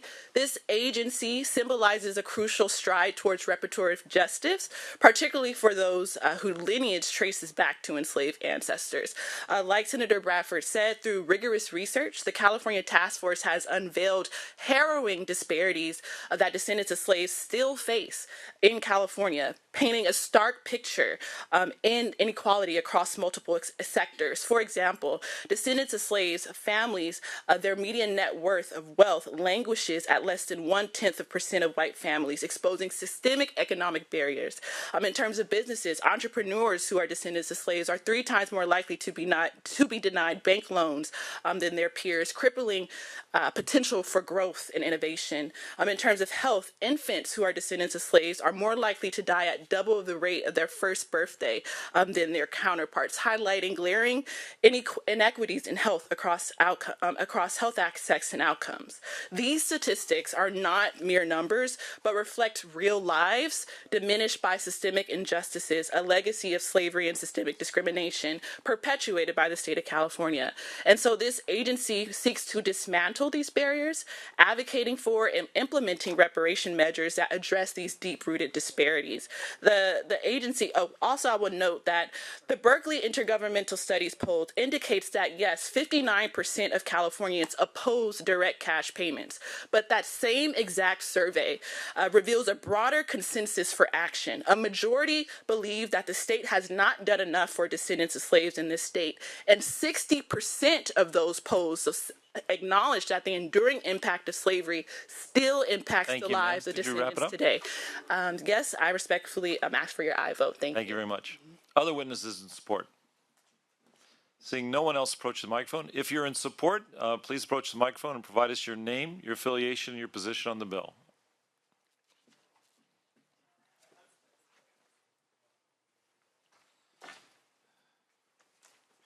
Good afternoon, Chris Lodgson, Coalition for a Just and Equitable California, on behalf of the American Redress Coalition of California, Sacramento, American Redress Coalition of California, Bay Area, the California Black Lineage Society, the Lineage Equity and Advancement Project, all in strong support. Thank you. Kelsey Lyles with the Bay Area Regional Health Inequities Initiative in strong support. Thank you. Good afternoon. Kim Mims with Coalition for a Just and Equitable California, American Redress Coalition of California, ARC Sacramento, and Amend the Mass Media in strong support. I urge and I vote. Thank you. Thank you. Yes, good afternoon. Darlene Crumity, member of the Coalition for a Just and Equitable California, a member of the American Redress Coalition of California Bay Area, and I am strongly in support of SB 1403. Thank you. Thank you very much. I'm sorry to interrupt your presentation, Senator Bradford, but let us establish a quorum here. All right. Madam Secretary, if you would call the roll for purposes of establishing a quorum. Umberg? Here. Umberg here. Wilk? Present. Wilk present. Allen? Ashby? Here. Ashby here. Caballero? Durazo? Durazo here. Laird? Here. Laird here. Min? Nilo? Stern? Here. Stern here. Wahab. You have a quorum. All right. Thank you very much. All right. Now we'll turn to opposition to SB 1403. If you're opposed to SB 1403, please approach the microphone. Seeing no one approach the microphone, let us now turn to committee members. Questions by committee members. Senator Laird. I actually have a comment. I think this is a good direction and an important direction, and I wanted to point out, since the author struggled with the word genealogical, but we all knew what you meant. And the Ancestry.com has actually posted the Freedmen's records, and there was a special workshop in the basement of the Capitol with them to work on descendants that might work in the Capitol community, and they made great progress. And it was really of assistance. And so citing that means that those records really exist in a way that's meaningful. And in fact, I know there were stations established at the African American Museum in Los Angeles to try to allow for people to access these records to determine exactly what the author and the witnesses were saying. And so I think this is a good step forward, and at the appropriate time, I will move the bill. All right. Thank you very much. Other questions or comments? Seeing none. Senator Bradford, we're operating as a subcommittee at the... Oh, no, I'm sorry. You're right. Thank you very much, Madam Secretary. We have established a quorum, and it's been moved by Senator Laird. So would you like to close? Thank you, Mr. Chair and members. This is a common sense measure. Again, something that's long overdue for California and this nation to come to a reckoning of a debt that is owed to people that helped build this country. This is straightforward. It's common sense. Again, it's not charity. It's not a promise. It's 160 years overdue, and this will help us implement the agency to help move forward in determining what reparations should look like here in the state of California, and I respectfully ask for a vote. Senate Bill 1403 by Senator Bradford, an act relating to state government. Senator Bradford, the floor is yours. Thank you, Mr. President. I'm here proudly to present 1403, which will establish the California American Freedmen Affairs Agency for the purpose of implementation, oversight, and monitoring the policies and laws enacted relating to reparations. It would also require the agency to oversee and monitor existing state agencies and departments tasked with direct implementation of reparations policies. This bill is a recommendation from the California Task Force final report, which was submitted June of last year, and is among the most essential of the report's 115 recommendations. During the last 2 years, I had the honor of serving on the First in the Nation's task force, helping us to explore the harms of slavery in this country.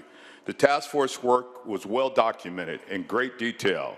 The history of slavery in California, the patterns of systemic racial injustice that continued long after slavery ended. People will often say, why California? And why should they provide reparations? California was a free state. It was a free state in name only. California practiced every practice of a slave state. If you came here as a slave, you were treated as such. If you gave birth here as a slave, your child was born a slave. If you ran away, there was a Fugitive Slave Act that returned you to the state and the plantation that you escaped from. People will also say, I didn't own a slave. Why should I have to pay? But your ancestors did. I would say to them, if you can inherit generational wealth, you can inherit generational debt. This is a debt. Reparations is a debt that's owed to descendants of slavery. These are not a handout or charity by any measure. It is what was promised, it's what it's owed, and what is 160 years overdue. This agency will be necessary foundation for the implementation and the success of reparations. The most important responsibility of this agency will have is to determine which individuals are eligible for reparations based on the definition of descendants recommended by the task force, descendants of chattel slavery, or individuals who arrived in this country prior to the 1900s. SB 1403 will create an Office of Research and confirm an individual's lineage. While in no way does this bill excuse the federal government or local governments from taking their own actions, California still bears great responsibility. The state government permitted and committed grave injustices against African Americans. These injustices include enslavement, legal and public and private segregation, discrimination in state funding and programming, and stigmatizing African Americans. The majority of Californians agree that the harms of slavery are still felt today. The agency is the first step California can take in righting these wrongs. SB 1403 is about demonstrating our state's commitment to not only recognizing the past, but also taking meaningful actions toward an equitable future. I respectfully ask for your vote. Thank you, Senator Bradford. Any discussion or debate?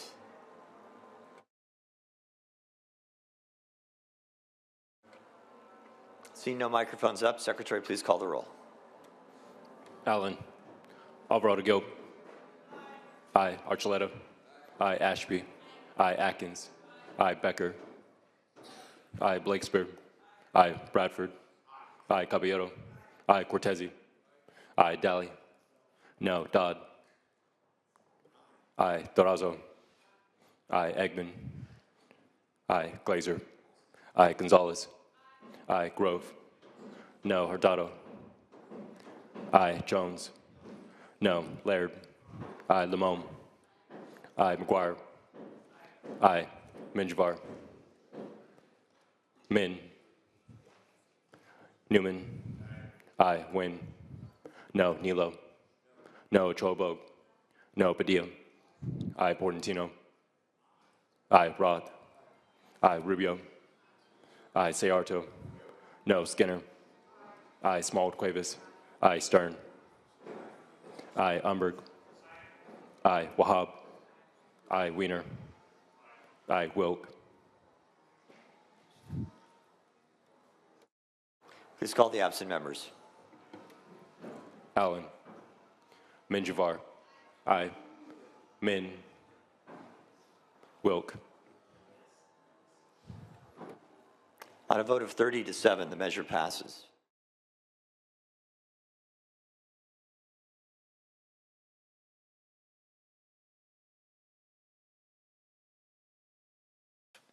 Thank you, Mr. Chair. I'm proud to present SB 1050. This bill will create a pathway to return land or provide restitution for Californians who've had their land or their property taken by the state or local governments for racially motivated reasons. Many Californians are familiar with the name Bruce's Beach, the history of the beachfront property, parcel land in Manhattan Beach. I was honored to author the bill 3 years ago that helped return the property to the heirs of Charles and Willa Bruce, a black couple who in 1912 started a beach resort in Manhattan Beach for African Americans to recreate and visit. But the city of Manhattan Beach resented the Bruce's success and popularity and wanted to put them out of business. The city used the power of eminent domain to take the Bruce's land and to do so for less than fair market value.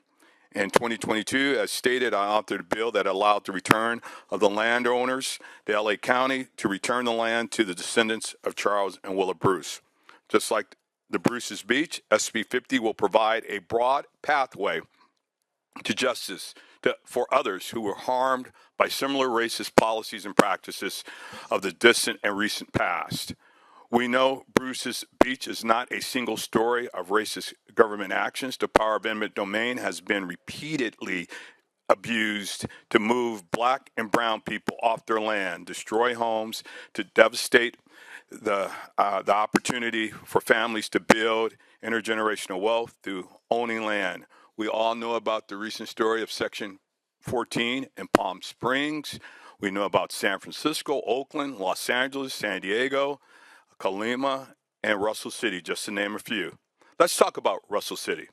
This was a black and Latino community that's now part of the city of Hayward in the East Bay. In the 1920s through the 1950s, Russell City was a thriving community of homes and businesses. But the town was annexed by the city of Hayward, and then eminent domain was used to evict the residents in order to build an industrial park. SB 1050 will create a way for the state to review claims of abuse and determine whether compensation is warranted. The bill is designed to have a similar structure of the California Victims Compensation Board that has the closest correlation as it provides restitution to Californians who have been harmed through no fault of their own. Testifying with me today in support of 1050 is Jessie Johnson. Jessie lived in Russell City before being forcefully removed from her home. She is joined here today by her son, Jonathan, and her grandson, Christian. I'm honored to have the Johnson family here to share their story. Also testifying today is Kavon Ward. She is the co-founder of the organization Where's My Land and was instrumental in our work in returning the Bruce's property. And her work focuses on securing the return of formerly black-owned land that was unjustly taken. I respectfully ask for aye vote. Thank you very much. Ms. Good Johnson, evening, the floor is yours. Senator. Good evening, Senator Bradford and the hearing committee.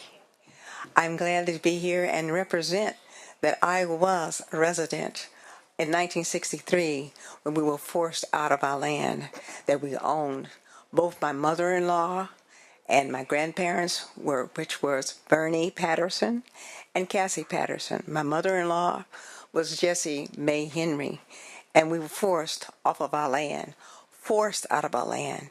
You can't see pain, but you can feel it.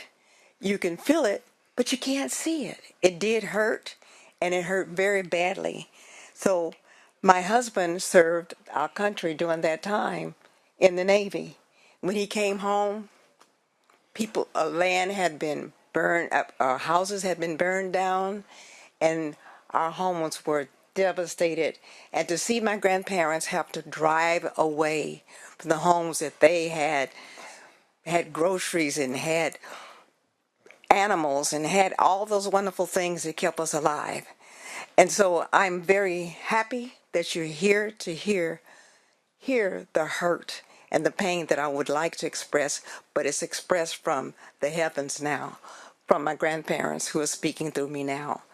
Please give us our land back. We want to be paid and compensated for the hurt and the loss. And now that the businesses that are thriving, they're thriving and receiving monies. Please give us our land back. We want to be paid and compensated.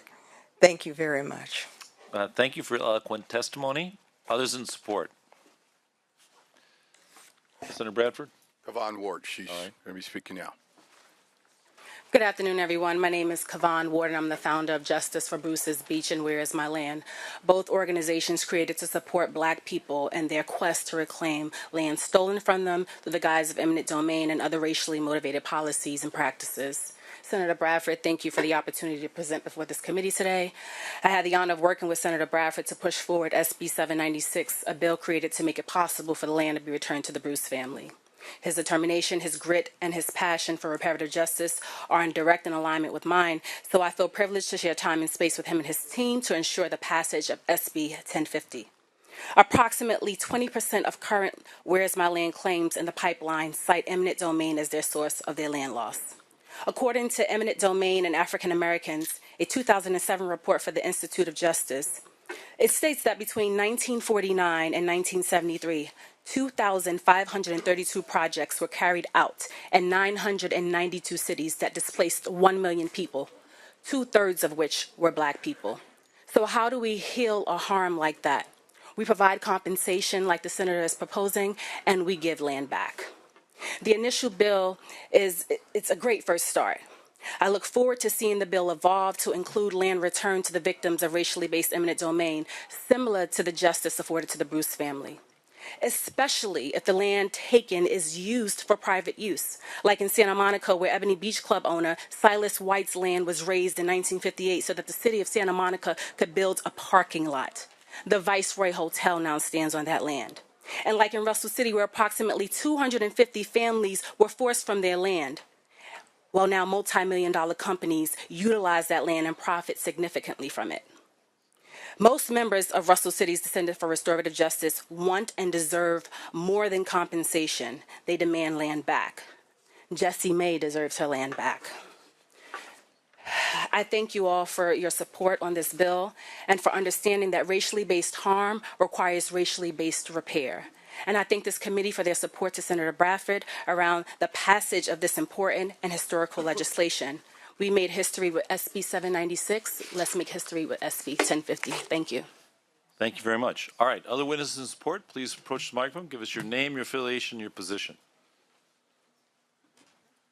Thank you, Mr. Chair and members. Tristan Brown, CFT, here in support. Hello, Rachel Bagwet, ACLU California Action in support. Hello, Marie Matsone, and the Arc Jewish Action California in support. Richard Ehrlich, constituent of Senator Roger Nilo, in support. Thank you. Josh Gallagher on behalf of the Los Angeles County Board of Supervisors in support. Samantha Johnson for the Greater Sacramento Urban League and the California African American Chamber of Commerce in support. Thank you. Hello again, Raphael Plunkett from LEAP in support. Thank you. Christian Johnson of ABC News in support. Thank you. Jonathan Johnson, Alameda County Mental Health in support. Thank you. Darlene Crumeny from CJEC and Arc Bay Area in total support. Thank you. Thank you. Kim Mims with CJEC, ARC, and ETM Media Group in full support. Thank you. Thank you. Dr. Truthbray, Interim Prime Minister for Republic of Haiti, in full support of 1050. Thank you. All right, others in support? Seeing no one else approach the microphone, let's turn to the opposition. If you're opposed to SB 1050, please approach the microphone. Seeing no one approach the microphone, let's bring it back to committee for questions, comments by committee members. Questions or comments? Seeing no questions or comments, is there a motion? Senator Durasso has moved the bill. All right, Senator Bradford, would you like to close? Oh, I'm sorry, Senator Niello. Sure. I feel it important to explain my position. When I first heard about this bill, and I was familiar with the Bruce's Beach injustice, and happy to see that fixed, my initial reaction was this is a piece of legislation that I could support. But you made it the responsibility of all of the taxpayers of California for the injustice of local jurisdictions. Manhattan Beach was responsible for what happened, not Modoc County. And anything else that's going to be reviewed by this, through this process, there'll be no responsibility on behalf of the entity that caused the injustice in the first place. Los Angeles County is in support of this, so to the extent that issues like this happened, excuse me, in Los Angeles County, if they were to be responsible for it, I don't know if they'd be supporting the bill. So my concern is that the injustice is not going to be cured by those who committed the injustice. And I can't support that to the extent that a local jurisdiction commits that injustice and then the taxpayers of the entire state have to pay the damages. That seems to me to be a bit of an injustice also. So an entirely supportable concept that I can't support. All right, thank you, Senator Niello. Oops. Senator Stern, did you want to? I think I'm shorting the entire electrical. All right. Here. Senator Stern has a little challenge. Let me just ask a technical question, and then I'll come clean this up. Just the 6%, the transfer. Just wondering from the stakeholders how that number get arrived at, and sort of how to look down the road a little bit at step 2, step 3 in this, and that special fund for economic uncertainty. So you're speaking to the last bill that we just passed? Oh, that's 1331? Yes. Okay, that's in it. 1050 we're on right now. Got it, understood. I'll be supporting. And just to answer the question, the 6% is based on the African American population here in the state of California. The population. We don't want no more than what we represent. Okay, understood. Thank you. Sorry. All right. Other questions? I think Senator Durasso has moved the bill. Is that correct? Senator Durasso has moved the bill. Would you like to close, Senator? Yes, and I would like to just answer Senator Neal. This falls on, the obligation doesn't fall on the state in and of itself. Local jurisdictions will be responsible if they played a direct role. And a prime example is the property of Mr. Silas White that was taken in 1958. And you have a 4-star hotel that sits on government-owned land. The city of Santa Monica owns that land, and they collect that rent every month on property that should still be in the White family. And we have example after example where you go down to Julian in San Diego. You can even look at one of our state parks, Allensworth, which was a thriving town in 1908. And because of the racist community poisoning the wells, cutting off the water flow, and diverting a train stop, it all but bankrupted that town. And it's now a state park, but it's no state park that any of us would be proud of because of its dilapidated condition. That's why I was able to secure $40 million a year ago to make sure that we invest in that park. So the damage is real. And not only should local agencies be responsible, but the state as a whole and the nation as a whole, because we wouldn't be here today if it wasn't for many of the racist policies that still exist here in California and America, and I respectfully ask for a vote. All right. Thank you, Senator Bradford. It's been moved by Senator Rosso. Madam Secretary, please call the roll. This is file item number 5, SB 1050. The motion is to pass to Senate Appropriations. Umberg? Aye. Umberg, aye. Wilk? Allen? Allen, aye. Ashby? Ashby, aye. Caballero? Durazo? Durazo, aye. Laird? Laird, aye. Min? Nilo? Nilo, no. Stern? Stern, aye. Wahab? 6-1. All righty, 6-1 has enough votes to get out of committee, but we're going to put that on hold. Thank you, All right, Mr. Chair and members. On call, rather, not on hold, on call. Senate Bill 1050 by Senator Bradford, an act relating to state government.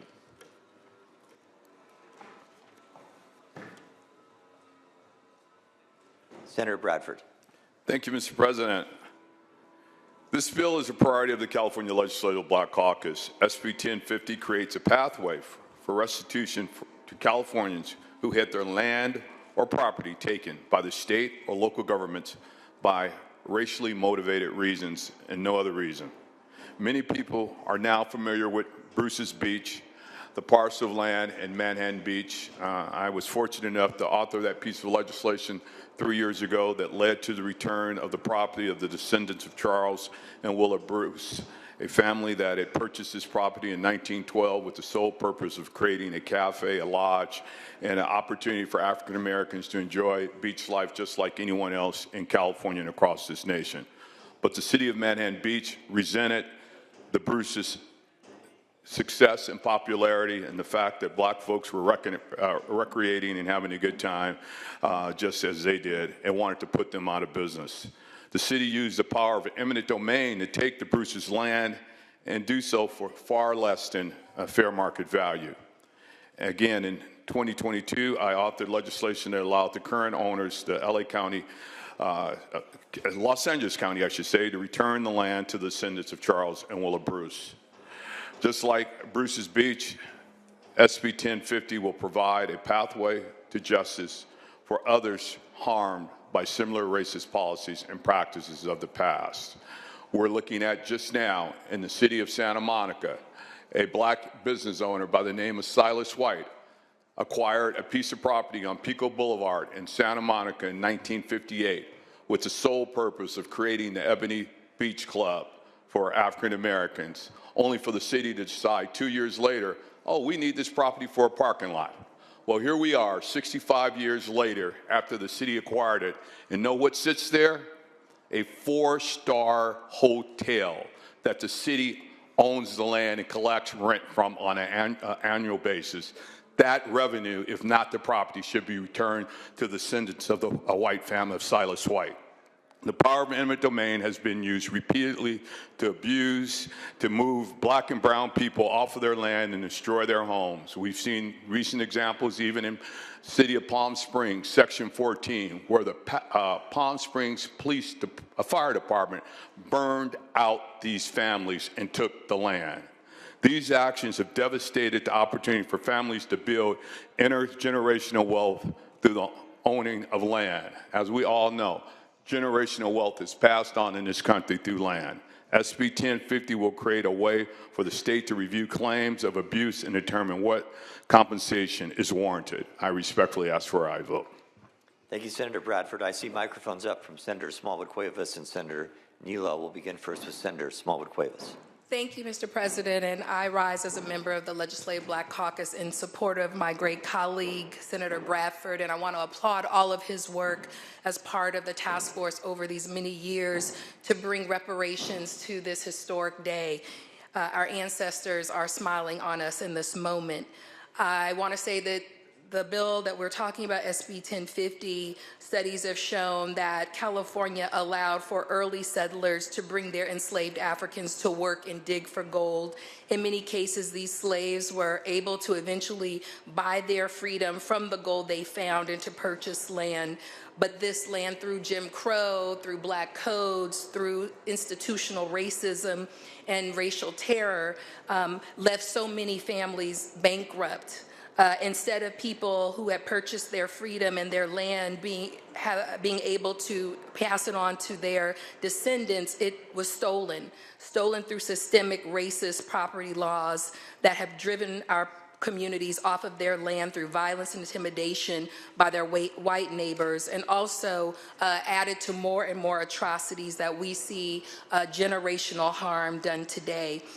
This was the California gold rush, the land, the ability to own property. That is worth millions of dollars today, land that many white families have built their fortunes on at the peril of Black communities.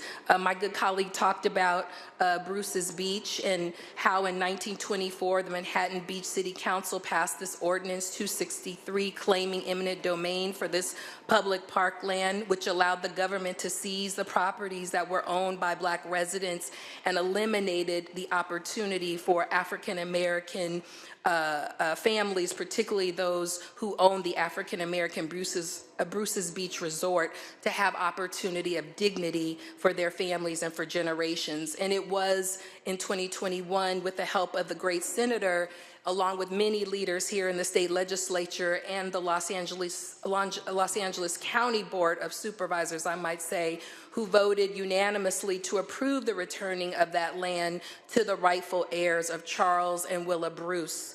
And they were able to sell this land for a profit of $20 million. This is just one story of countless others of families who have lost wealth. And this bill is really about how do we restore Black California and restore all of California in the process. And with that, I respectfully ask for your aye vote. Thank you, Senator. Senator Nilo. Thank you, Mr. President. I rise to support the principle of this bill. As I discussed in committee with my colleague from Gardenia, that when I first saw this bill, it made good sense to me to restore any injustice of property that was taken from anybody motivated at least partially by racial issues, particularly if undercompensated. But the concern I have with this bill is it makes it the responsibility of the state. The injustice of Manhattan Beach under this bill would be paid for by the taxpayers of Los Angeles, San Diego, Fresno, San Francisco, Modoc County, not directly by the entity that created the injustice in the first place. And that seems to me to be a bit of an injustice in and of itself. So again, the principle, the intent of the bill, I do support that, and I wish I could support this, but I can't under the way that it's being executed. Any further discussion or debate on this measure? Any further discussion or debate? Seeing none, Senator Bradford, you may close. Thank you. And I want to thank my colleague from Los Angeles for her words in support of this measure. And just to address the concerns of my colleague from Sacramento, this measure does nothing to impact other jurisdictions that hit, nothing to do with the racial taking of land. It has to do specifically, as we gave those examples, of Bruce's Beach, again, here in Santa Monica. We can look back in Julian and San Diego County, and on and on. It's hundreds, if not thousands, of examples. And if the opportunity presents itself uniquely like we saw in Manhattan Beach to return or compensate those families on property that's still controlled either by a local entity or state entity or federal entity, that's what this measure will do. Simply, it's not taking it from private people who might own it now, because sadly to state, most of that property that is taken from African Americans, they're freeways and roads now. Believe me. You talk about Sugar Hill on the west side of LA, one of the most prominent African-American neighborhoods in this country. A freeway goes through it today. You talk about the 105 freeway that goes in the middle of my district. I took music lessons from a music teacher who was in the LA Philharmonic Orchestra, who lived there, who had his property taken for a freeway that wasn't built for 30 years later. So we have plenty of examples where the government owns this property and where we can provide restitution or some type of payment or return of those lands. And where they exist, that's what this bill intends to do, and I respectfully ask for your aye vote. All debate having ceased, Secretary, please call the roll. Allen. Alvarado Gil. Aye. Archuleta. Aye. Ashby. Aye. Atkins.